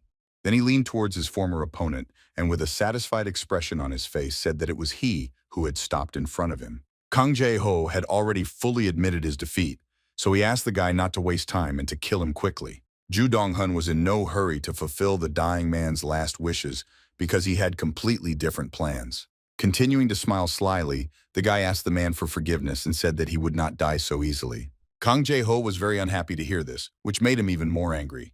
The man began to grab the main character by the clothes and loudly demand that he simply kill him. Suddenly, the skeleton grabbed the villain's hand tightly so that he would not harm his master. The creature then attempted to pull Kang Jae-ho aside while he loudly asked what the skeleton was going to do. The man demanded that the undead immediately release him, but the main character's subordinates silently dragged their opponent along with them. After this, the scoundrel carelessly threw the skeleton onto the very altar on which the sacrifice was to be placed. Ju Dong-hun began to recall that they had to sacrifice 2 living hunters to open the room with the boss of this dungeon. Kang Jae-ho was very unhappy with his situation, but there was nothing he could do. The system notified the protagonist that the sacrifices had been made and the conditions were now being checked. At the same time, Ju Dong-hun thought that if all this had not happened, he would have simply left this dungeon without clearing it. However, the guy had no intention of thanking the scoundrels for luring him into this trap. The protagonist calmly watched as the altar began to glow brightly and checked the victims it offered. While this check was going on, Ju Dong-hun thought that he always gave back what he received from other people. The main character responded to kindness with kindness, and the girls he saved could confirm this. At the same time, the guy cruelly took revenge on those who offended him. His subordinate's bloody weapon served as an argument in favor of this. If someone tried to take his life, Ju Dong-hun was ready to take it from his opponent. The next moment, the system notified the protagonist that all the conditions were met, due to which a bright light swallowed the hunters. The ancient seal was removed and the bodies of the scoundrels sacrificed simply disappeared from the altar, leaving behind only a little ashes. Ju Dong-hun mentally said goodbye to his offenders, wishing that they would live well in the next life. Suddenly, the guy remembered something, which caused him to become a little distracted. Now he was very interested in why Gi Soy-yul was not here yet. The shadow ghost ran away, afraid of her appearance, which meant the girl was somewhere nearby and should have already appeared. Ju Dong-hun admitted that if it weren't for the Dark Empress, things could have gone completely wrong, and he would have probably had to fight two A-rank hunters at once. In the worst-case scenario, the protagonist could well have ended up on that altar instead of his defeated opponents. The next moment, the huge stone gates of the ancient temple began to slowly open, making a loud grinding noise along the way. Ju Dong-hun was stunned for a moment by surprise and fear, because he had no idea what was waiting for him behind these gates. Along the way, the system informed the main character that the ancient king of scorpions had been freed. The fury of this dungeon boss, which had been suppressed for centuries, was now bursting into the sky, and strong gusts of wind almost knocked the guy off his feet. The girls, who had not expected to find themselves in such a situation at all, were now very scared and could only hope for the best. At the same time, Ju Dong-hun's subordinates were suppressed by the presence of a strong being, causing all of their stats to be reduced by a whopping 20%. The protagonist was surprised by this and admitted that now this situation really made him nervous. Suddenly, one of the frightened girls turned to the necromancer and asked if everything would be okay with them all. The guy couldn't answer this question exactly, but he thought that all this was still better than fighting with shadow ghosts. The girl confidently agreed with this. These words seemed to encourage her, and now she didn't look so scared. After this, the main character decided to calm down himself, thinking along the way that he simply had to do what he had trained so hard for. Suddenly, his teacher turned to the boy and asked if he was sure that he could cope with such an insignificant creature without his help. The old man continued to say that if Ju Dong-hun couldn't handle this opponent, it would be better for him to just die. The necromancer asked his teacher not to joke with such a serious face. To this, the master of all techniques calmly replied that he was not joking at all, after which he said that he was already leaving. Finally, the old man asked the guy not to forget to call him tomorrow. The next moment, the old man disappeared as the duration of the skill learning all techniques ended. Ju Dong-hun completely forgot about this time. The main character did not expect this at all, and therefore for some time could not believe that time had really already run out and he was left alone. Just at that moment, a loud ominous sound was heard from the depths of the dark corridor, which frightened not only the guy, but also his skeletons. Immediately after this, a huge scorpion, which was the boss of this dungeon, approached the exit of the ancient temple. The monster looked at the main character with displeasure, his red eyes literally burning with rage. Despite this, Ju Dong-hun quickly came to terms with the fact that he would eventually have to confront this creature alone, and so he was already prepared for battle. Ju Dong-hun quickly came to terms with the fact that he would eventually have to confront this creature alone, and so he was already prepared for battle. All of the main character's subordinates were also already prepared, despite the fear that was inherent even to skeletons. However, despite the general readiness of the enemy, the one the necromancer and his subordinates were waiting for was still not there. Ju Dong-hun was surprised by this, but he was able to immediately guess that the boss of this dungeon would attack him from underground.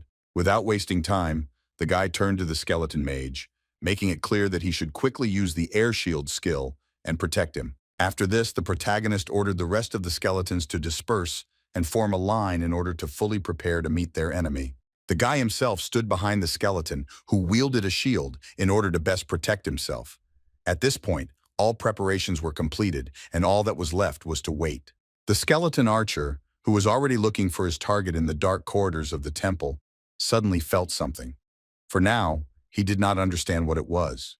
The next moment, the ground under the feet of the summoned creature began to crack, as if something was trying to break out of it.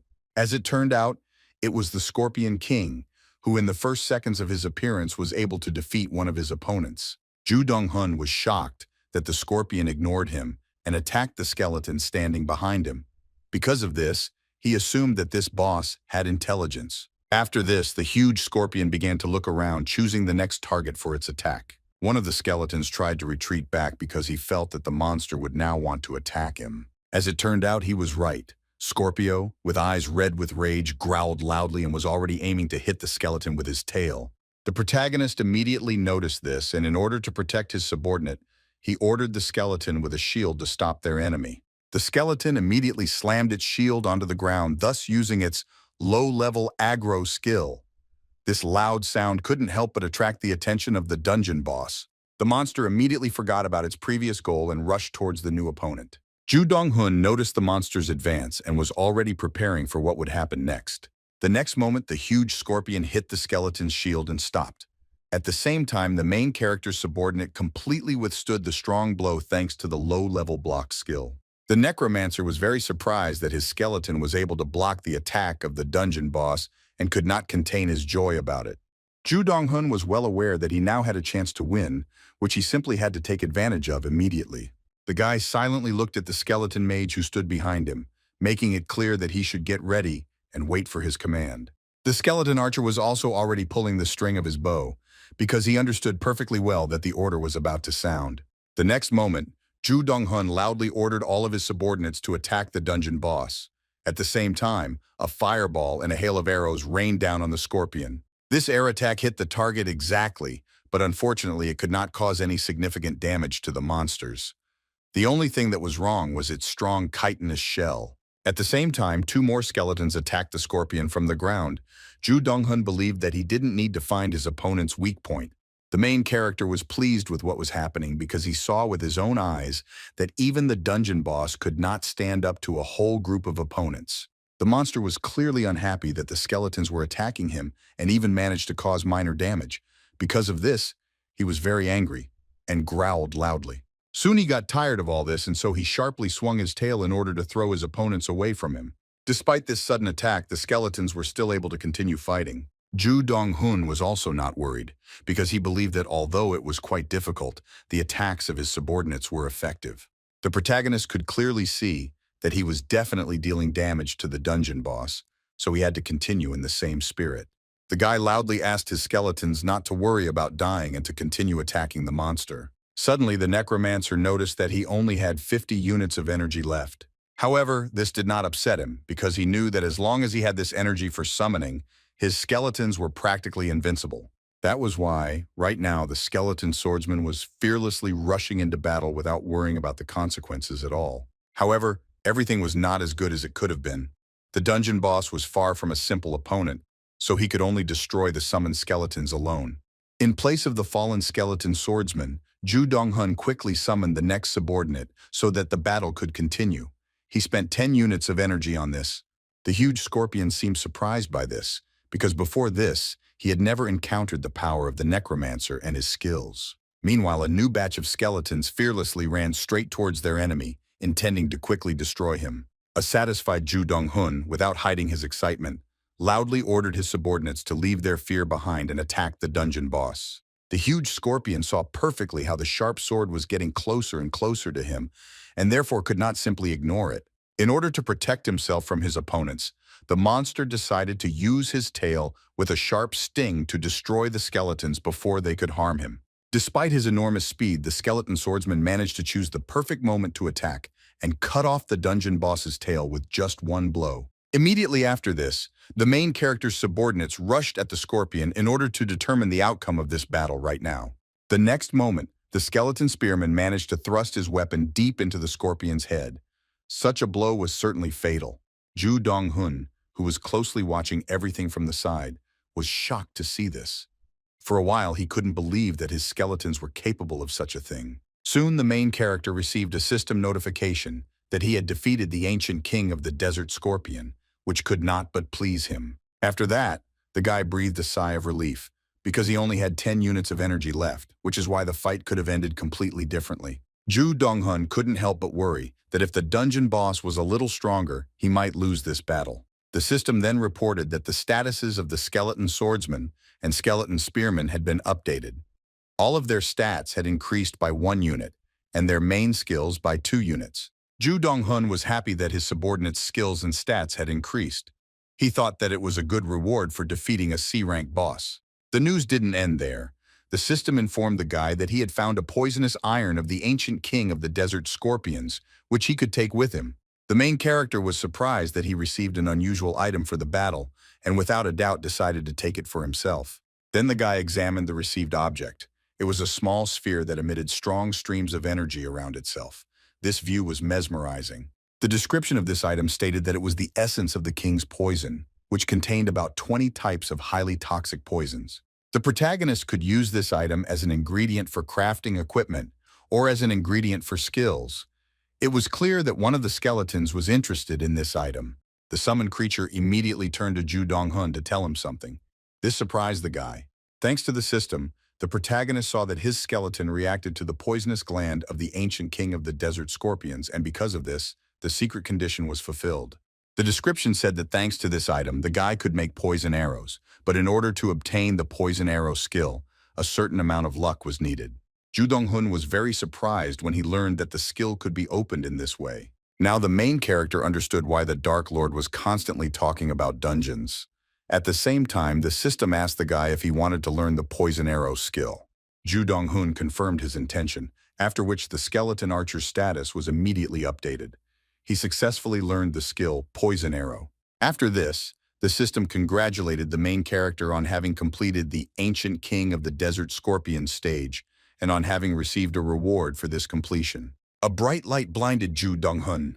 This indicated that he was already leaving this dungeon. Soon, the necromancer found himself in that very cool forest where his adventures had begun. Here, nothing reminded him of the desert or what had happened to him there. Together with the guy, those unfortunate girls who fell for the deception of the scoundrels also returned to this forest. At first, it was hard for them to believe it. Still, they began to sincerely rejoice that they were actually able to survive and did not forget to thank the main character for this. Ju Dong-hun happily accepted this gratitude, but he believed that this whole story was a good lesson for the girls, and that in the future, they should not go somewhere just because they were offered a lot of money. After this, the damn necromancer said goodbye to the girls who went their own way. Now the main character wanted to check the reward he received for completing the dungeon. The boy looked at the magical artifact that was emitting a bright light with a satisfied expression. This item was called Ancient Desert Trace and was a B rank. The boy looked at the magical artifact that was emitting a bright light with a satisfied expression. This item was called Ancient Desert Trace and was a B rank. Ju Dong-hun was very surprised when he realized what the reward was. Right now, the main character was looking at a large key, which probably unlocked some kind of lock. The description stated that this key unlocked the secrets of hidden relics and could open the dungeon Ancient Desert. It was also bound to the hunter Ju Dong-hun. The guy continued to look closely at the key and think that it was some kind of connected dungeon or something like that. While the necromancer was thinking about all this, he did not notice at all how a man with long dark hair approached him from behind. The guy really wanted someone to explain to him the meaning of this object, and it seemed like his wish was about to come true. Finally, the main character felt someone's presence behind him, and therefore turned his head to understand who was watching him. It turned out that it was Gi Soy-yul who wanted to talk to the necromancer. Her presence here greatly surprised Ju Dong-hun.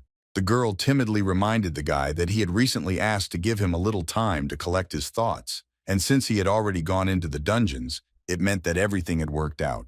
The Dark Empress also assumed that if she had not found the main character herself, he would hardly have returned to her. Ju Dong-hun was shocked and did not know what to answer.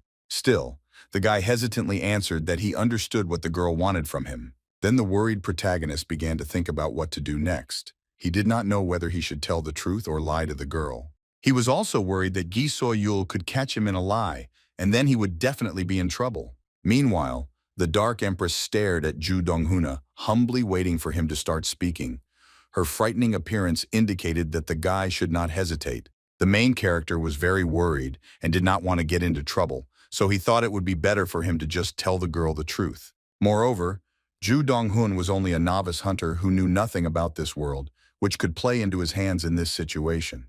The guy also believed that if he could use this as an opportunity to establish contact with the Ranker, then he should take advantage of this opportunity. Finally, the main character clarified whether the Dark Empress wanted to know how he passed that dungeon and what reward he received for it. The next moment, the guy confidently declared that he would tell the girl everything she wanted to hear and answer all her questions. However, before he began his story, Ju Dong-hun asked Gi So-yul for one condition. The girl was very surprised to hear this, but she was not against listening to the main character's demands. Firstly, the necromancer needed the Dark Empress to protect him while he developed. The girl was surprised again and thought that the guy owed money to someone. Ju Dong-hun denied this and explained that hooligans were hunting him. Gi Soo-yul accepted this demand without objection, after which she began to listen to other conditions because she was sure that this was not the only one.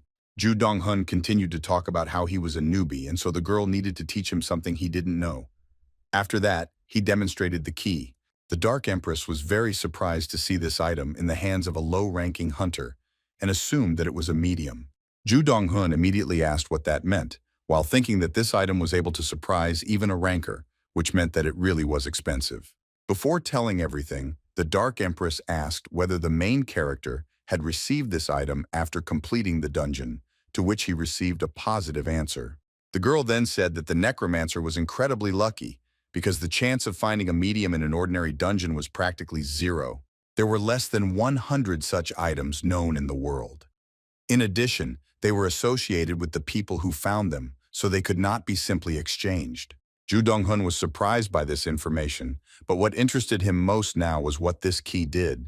Gi Soo-yul continued to say that the medium was also a kind of lucky opportunity, because thanks to it, quests related to this subject appeared. These related quests gradually increased in rank, and eventually reached S rank or even higher. All the mediums that Gi Soo-yul knew reached the highest level. Ju Dong-hun was shocked when he heard this, because before that he had no idea that this inconspicuous object was so promising for him. The Dark Empress also said that all rankers like her were desperately searching for such items. After this, the girl's mood noticeably worsened and she became sad because she again did not receive a high award. In the end, the girl agreed to accept all the conditions of the main character, which he was very happy about and did not hide it. Unexpectedly, Gi Soo-yul interrupted this joyful moment because she still had something to say. The next moment, the Dark Empress stated that she also had her own conditions for their cooperation. After some time, Ju Dong-hun was already standing at the entrance to his apartment and entering the code for the electronic lock. The protagonist quickly opened the door and allowed Gi Soo-yul to enter inside.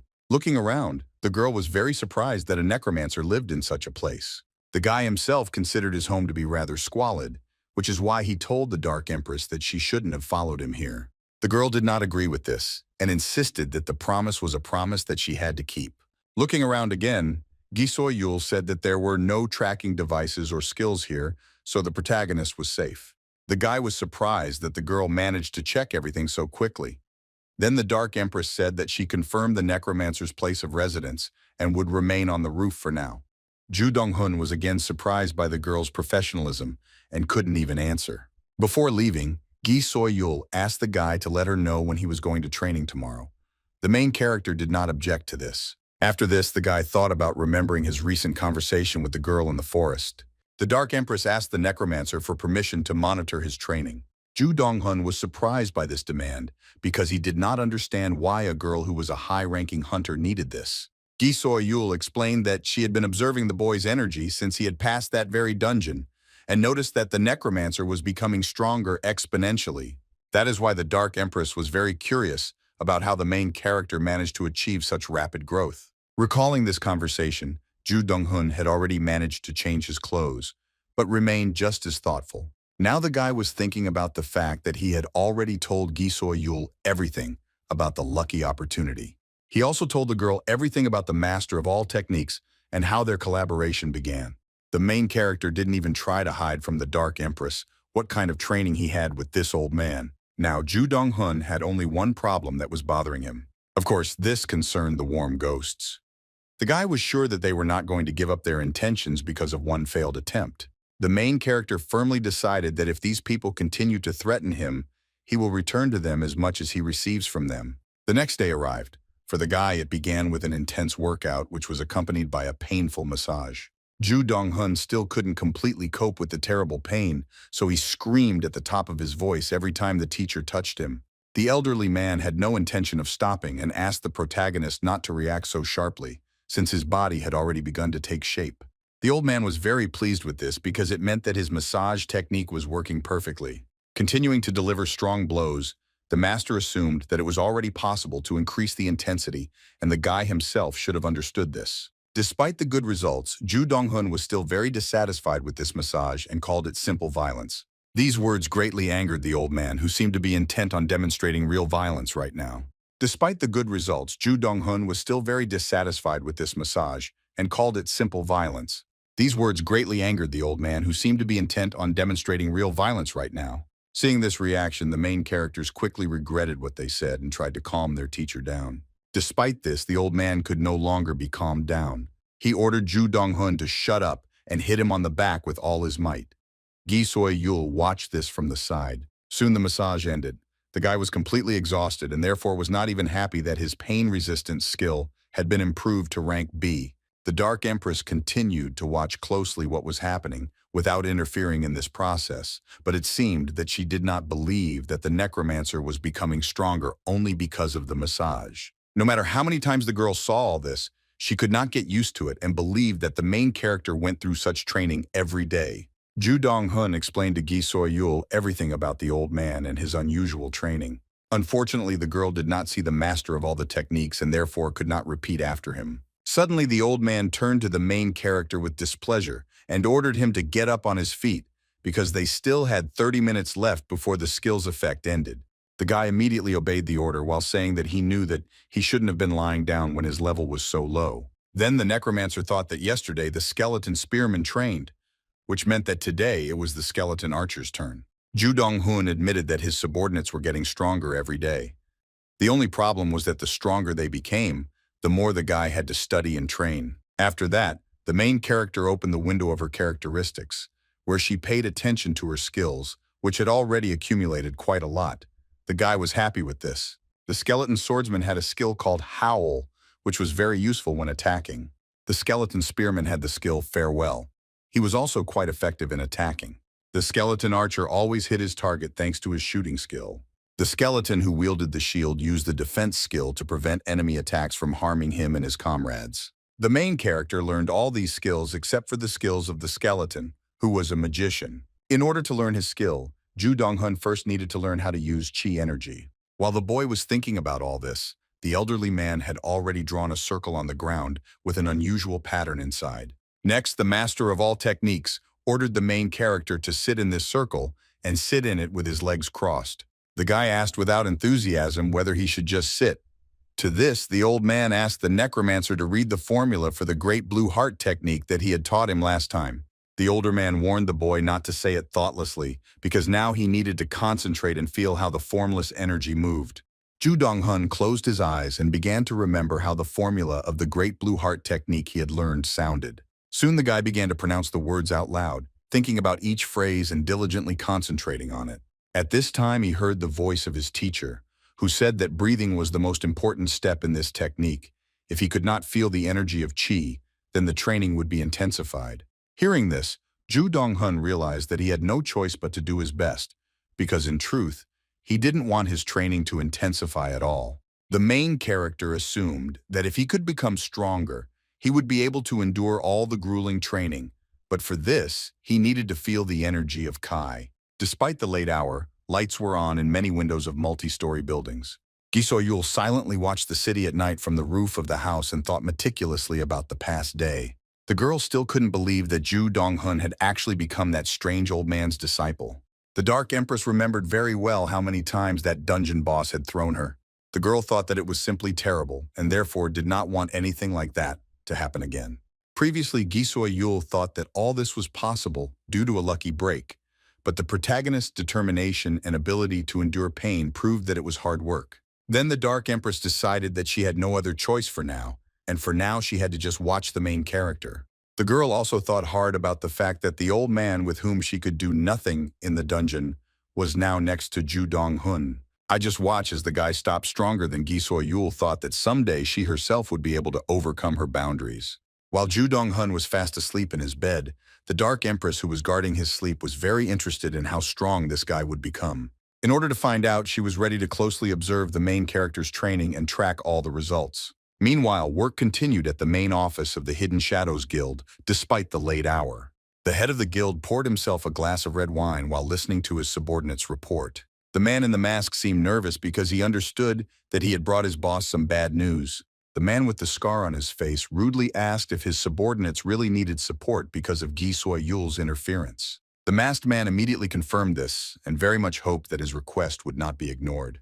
The owner of the Hidden Shadows Guild was ranked 92nd in the world and worked under the pseudonym Cerberus. His name was Nick Jacon, and he didn't really want to interact with the Parang Guild. The unexpected masked man bowed respectfully and asked for forgiveness because he understood that he should have sorted everything out himself before Gi Soyul intervened. Nick Jacon thought for a while, tapping his finger. "I'll put it." Finally, he asked if this was really the opportunity that would allow him to keep the rankers in his hands. The agitated killer immediately confirmed this and added that this difficult woman showed interest in this situation. After thinking a little more, Nick Jacon admitted that all this was tempting for him. Suddenly, Cerberus loudly snapped his fingers as if calling someone to him. Soon a woman with a strong, ominous aura approached the guild leader. She bowed respectfully to the man and prepared to listen to his order. Nick Jacon asked her what the work schedule of Hidden Shadows was. The girl replied that they were fully booked for the next month. Hearing this, the man thought for a moment as if he was puzzled by this answer. Then he asked what rank Ju Donghun had. The masked man quickly replied that the protagonist was just an E-rank hunter. Nick Jacon realized that the guy still had a long way to go. Then the head of the guild nevertheless agreed to intervene in this situation and asked that his subordinate clarify his schedule in a month. The man decided to take a personal look at Ju Donghun. It seemed that the guy was very interested in him. The next day for the necromancer's curse began as usual with an intensive workout. Now she was doing abdominal exercises. Gi Soyul was watching all of this from the side, still interested in how the necromancer managed to become stronger every day. Soon the protagonist reached 40 repetitions of the abdominal exercise, which was his goal for today, so now he could relax. The guy fell to the ground exhausted and breathed a sigh of relief. Now he needed some time to rest in order to continue training after this. Unexpectedly, Gi Soyul approached the necromancer, probably wanting to, "What are you talking about with him?" Although Ju Donghun needed rest and peace, he decided not to refuse the girl a conversation. Gi Soyul began to silently approach the main character closer, so that what she would say next would be taken more seriously. The next moment, the Dark Empress said in an uncertain voice that she had to say something to the guy. Suddenly, the Dark Empress said in an uncertain voice that she had to tell the protagonist something. Ju Donghun was surprised by this, but was even more confused by the seriousness with which the girl began to speak. Gi Soyul reminded that she promised to protect the guy from any danger until he became stronger. Ju Donghun remembered this, but at that time he did not expect that the Dark Empress would be watching him 24 hours a day. To this, the girl replied that she did not know any other way to protect the main character except to constantly watch him. This surprised the guy because Gi Soyul was a ranker who was supposed to go through dungeons and do guild business instead of spying on him. This was exactly what the girl wanted to talk about. She had been looking after Ju Donghun for several weeks now, and although she had neglected the guild's affairs, she had things she needed to do. She then said that now the main character had two options to choose from. The boy could either follow the Dark Empress for 6 hours or use the medium key he received after completing the dungeon. It was clear that Ju Donghun was interested in the option using the key. The protagonist immediately took the item, Trace of the Ancient Desert, into his hand. This key could open the Ancient Desert dungeon and was only bound to the hunter Ju Donghun. The girl said that the medium was a tied object, which means it could have been a solitary dungeon, in which the guy would probably be safer to be, since even rankers would not be able to get in there. After thinking for a bit, the main character said that it was a B-rank dungeon, and perhaps it was even more dangerous for him to be inside. Hearing this, Gi Soyul was in no hurry to answer and only smiled slightly, as if she had learned much more about this dungeon. Still, the girl answered that the main character was not entirely right, because he himself probably did not notice how he became stronger. The Dark Empress then insisted that going through this dungeon was a good opportunity to test the necromancer's powers. Gi Soyul continued to say that judging by what she saw, the main character was already able to go through this dungeon on his own. Because of these words, Ju Donghun was very embarrassed and couldn't believe that he had just been praised by a ranker.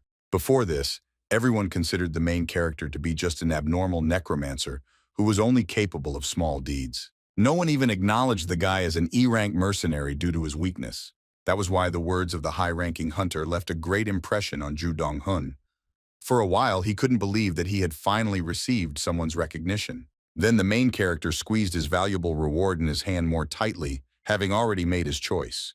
The next moment, the satisfied guy confidently replied that he was choosing the second option because it was a really good idea. Gi Soyul knew that this was how it would be, then she suggested leaving immediately. Ju Dong-hun didn't object, because he had already finished his morning training anyway.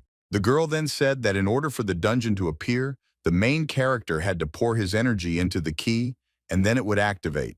At first, the guy looked at the girl with uncertainty, because he didn't fully understand what he should do and what result to expect. Still, he decided to simply trust the words of the Dark Empress and began to pour his energy into the key, causing it to glow brightly.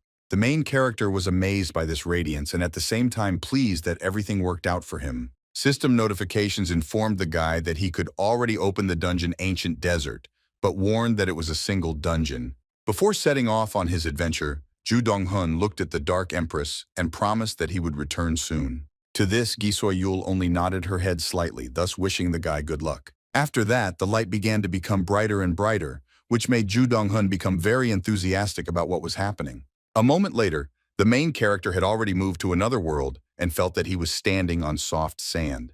Looking around, the guy was very surprised at the dungeon he found himself in. The system informed Ju Dong-hun that he had entered the Ancient Desert dungeon and was able to discover a pyramid there. Don't waste time, the main character concentrated energy in his staff, because he didn't even know what might await him ahead. Then the guy called upon all his awakened skeletons to make sure that he would not be left here without protection. Approaching the pyramid, the necromancer thought that he should not rush, after which he assumed that the dungeon should have been located inside the pyramid itself. Before entering, the protagonist addressed his subordinates and ordered them to maintain formation and follow him. One of the skeletons nodded his head approvingly, letting his master know that they would all humbly carry out this order. Then Ju Dong-hun began to smile wickedly, and thought that since they were only D rank, they were too weak for this dungeon. That was why the protagonist decided that they needed to fight like the weak. After that, Ju Dong-hun began to open the stone door that led to the pyramid. As soon as the guy touched the door, it immediately began to open automatically, simultaneously making a loud screeching noise. Soon the way was clear, and the main character and his subordinates could enter without hindrance. Ju Dong-hun was pleased that it was all so simple, and he didn't have to solve any puzzles. Then the guy slowly took a few steps forward, thinking that at this stage he had nothing to worry about. Suddenly, the system notified him that a connection had been discovered between the dungeon and the hunter Ju Dong-hun. The guy didn't understand what this meant. Then the main character read that the dungeon had transformed, and now he could not leave it. This slightly frightened the necromancer. The next moment, Ju Dong-hun heard loud sounds behind him, and turned his head to see that the stone door was closing, no longer giving him the opportunity to get out. Very soon the exit was completely walled up, and thus the main character found himself trapped. Soon a strong wind arose in the dark corridors, which tried to knock the main character and his subordinates off their feet. The skeleton had to protect himself with a shield to withstand this wind. However, the wind turned out to be stronger, and was able to throw the said guests into the depths of the dungeon. Ju Dong-hun couldn't stay on his feet and fell to the floor. Only after that did everything stop and absolute silence reigned in the dark corridors. After some time, the guy finally came to his senses and began to slowly rise to his feet. Ju Dong-hun was not very happy that after he had entered the pyramid so confidently, he found himself in such a situation. Then the guy turned to the skeleton archer, making it clear that his skills would soon be very useful to them. Along with this, the main character is glad that his skeletons were here with him, and thought that first he should have explored the surrounding situation. After that, the skeleton archer used his safe vision skill and launched an arrow far ahead. This arrow emitted a bright light around itself. Thanks to it, it was possible to examine in detail the spacious room in which the main character was now located together with his subordinates. Ju Dong-hun, seeing all this, thought that at the end of the dark corridor there was an open space which made him suspicious. Still, the guy began to walk forward, thinking along the way about whether this was the right path at all. Despite his doubts, Ju Dong-hun continued to move forward because he simply had no other choice. Suddenly, the main character saw a bright light in front of him that appeared out of nowhere. The guy had to squint his eyes to avoid going blind. He didn't understand what was happening at all. Soon the system reported that the necromancer had discovered the building of the offense of the solar spear. In the depths of the pyramid were hidden warriors and the absolute ruler of the ancient empire of the desert sun spear. The system explained that Ju Dong-hun needed to break through the skeleton army and reach the sun spear. The main character, having learned what kind of test awaited him in this dungeon, was shocked because he could not have expected anything like this. A torrential rain completely engulfed a small settlement located in the desert. Despite the abundance of moisture and coolness in the arid region, one of the residents did not seem to like it very much. Suddenly, the unknown creature abruptly spread its black wings, causing several feathers to fly to the sides. At that very moment, the man with the mustache loudly called someone a monster and an insignificant creature.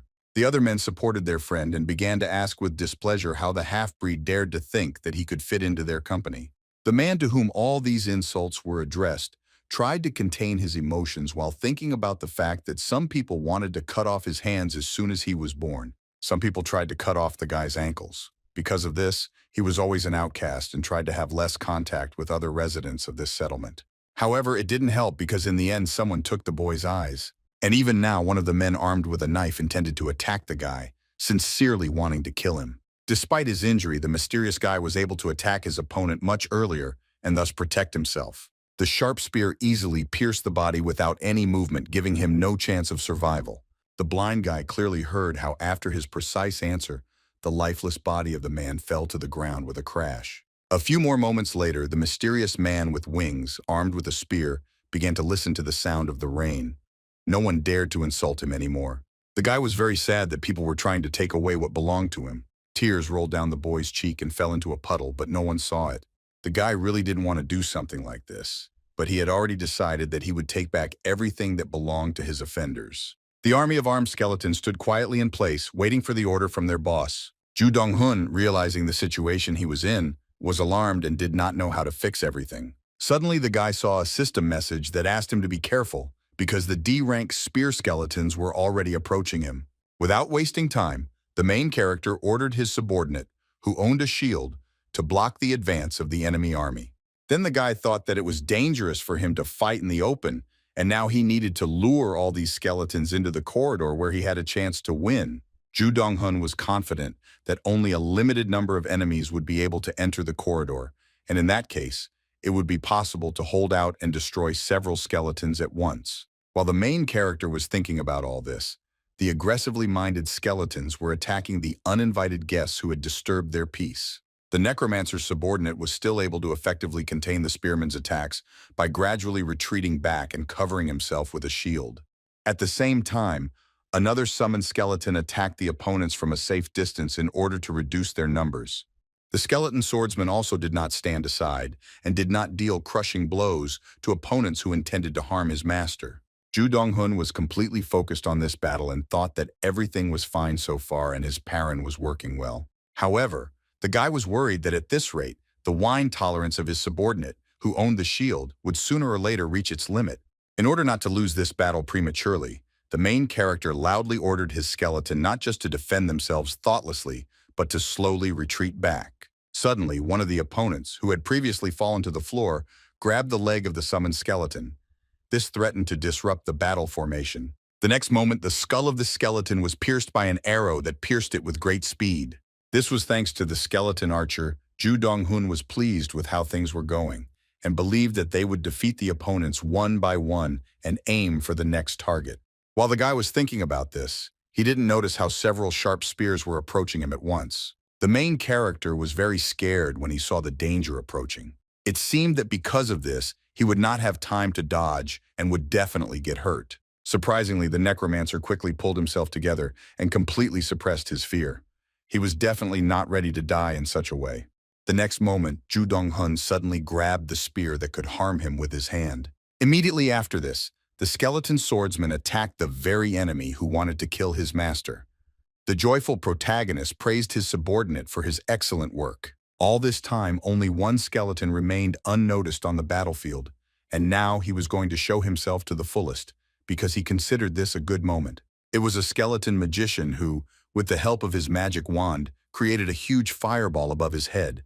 The summoned creature managed to easily direct the deadly charge straight into the crowd of opponents, causing a loud explosion. This attack turned out to be quite effective, as it was able to completely neutralize several skeletons at once. Despite this, it did nothing to stop the other skeletons who continued their advance. They walked over the bodies of their fallen comrades without a shadow of a doubt, just to achieve their goal. The army of skeletons was advancing forward without delay, so the main character had to be on the alert. Ju Dong-hun, seeing the approaching enemies, understood that all the efforts made up until this point were insufficient. Despite this, the main character did not lose heart and was fully prepared to continue this battle as if he already had some more effective idea. The shield-wielding skeleton diligently performed his duties and protected his master from any danger. The skeleton's spears crashed against the strong shield with a roar, but they were unable to penetrate it at all. It seemed to be a very effective strategy. Unfortunately, everything was not as easy as we would have liked.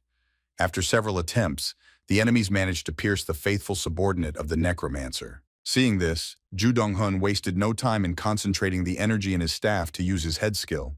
The protagonist spent 10 units of energy and quickly summoned a new skeleton with a shield, which took its place in the line. The opponents, seeing this, were very surprised because they did not understand at all how this was possible. Meanwhile, Ju Dong-hun was thinking that he would just pick up a new spear if this one broke and continue stabbing it into his enemies. After that, the guy fearlessly rushed into battle, and using the piercing skill, he could easily defeat dangerous skeletons. However, no matter how hard the guy tried, there was no end to the opponents. And even now, one of the skeletons was quickly heading towards him to attack. Ju Dong-hun had to dodge some of the attacks, but despite that, he still felt quite confident. Some time passed at this pace. A real battle raged in the dungeon, in which all methods were used to neutralize the skeletons. After some time, it was all over. Ju Dong-hun was breathing heavily and trying to recover from such a difficult battle. In the center of the spacious room, only one skeleton remained standing. The system reported that the solar spear, which had been sleeping in the pyramid, had awakened and was now watching the main character.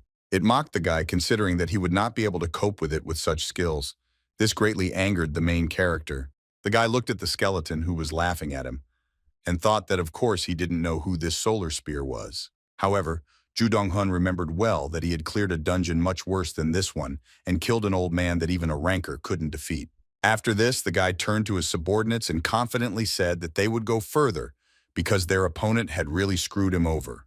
The guy confidently walked forward, thinking that no matter what was ahead, they needed to get to the dungeon boss. Suddenly, the system warned the main character about the danger because 100 ancient skeletons were already approaching him. Ju Dong-hun was shocked to see another army of enemies in front of him, which he had to fight again. The guy couldn't believe that this dungeon had a feature related to the generation of an infinite number of skeletons until he reached the goal. The main character was afraid that at this rate this battle would never end, so he decided that he had to get to the dungeon boss as soon as possible. The opponents continued to mercilessly attack the shield, but fortunately it remained just as strong and could perform its functions. Suddenly, the main character turned to his subordinate and asked him to give him the shield because this time he wanted to be the one who absorbed all the damage. The guy handled this duty well and held the shield in his hands confidently. Ju Dong-hun also turned to the skeleton mage and asked him to cast the air shield skill on him. Meanwhile, the rest of his subordinates were to cover him. The guy decided that they would ignore the normal mobs and run straight to the dungeon boss room. He thought that he would either be able to run to the target or fall earlier. The main character decided to bet his life on this because there were so many enemies that he had no other choice. Without wasting time, the main character pushed off the ground with his foot and quickly ran forward in order to avoid obstacles. The army of skeletons was not at all frightened by the advancing uninvited guests and was already preparing to eliminate this threat.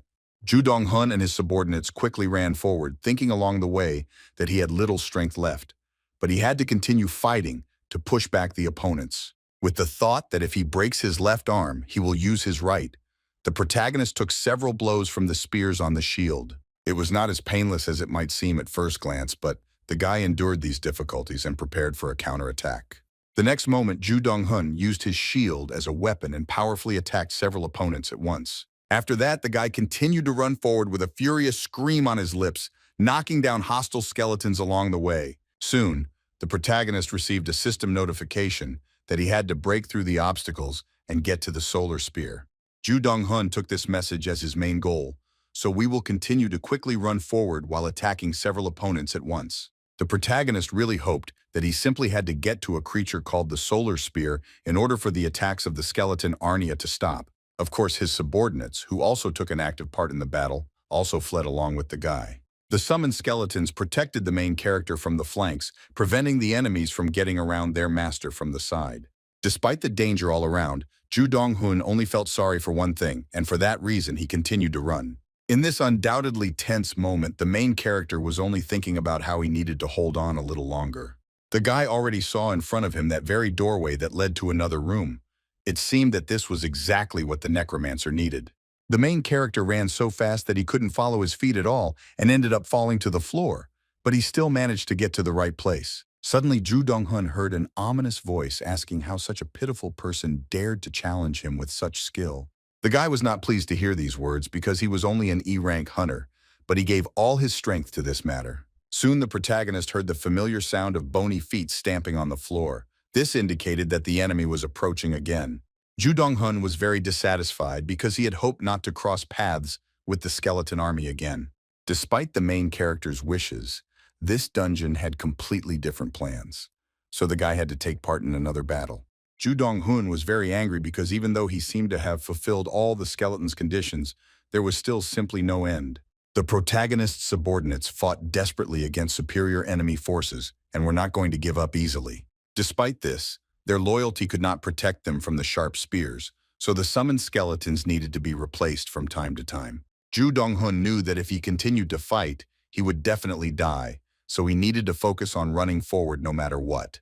Then the main character again jumped up from his place and together with his subordinates quickly ran forward to meet the enemies. Along the way, he tried to inflict as much damage as possible on the skeleton army, not forgetting to curse the dungeon and the fact that he ended up there. After some time, the tired Ju Dong-hun stopped to catch his breath and recover from breaking through the enemy lines. Looking forward, the guy unexpectedly saw a huge mountain, which was located right in the middle of the room. Taking a closer look, the main character realized that this entire mountain consisted of human bones. The guy immediately assumed that these were the bones of those numerous skeletons that he had just defeated. This could not help but surprise him. After this, Ju Dong-hun realized that he was simply running in circles. Because of this, the main character began to get angry and think that in the end, regardless of whether he goes forward or backward, he will have to face the enemy army again. At that moment, ominous sounds were heard in the depths of the dark corridor, which immediately attracted the attention of the necromancer and his subordinates. Soon the protagonist saw the approach of another group of hostile skeletons whom he had to fight. Ju Dong-hun was not at all happy with this and began to think about what he should do in this situation. The main character had the option to fight his opponents or simply surrender. By this time, the guy only had 20 units of energy left, which made long-term resistance impossible.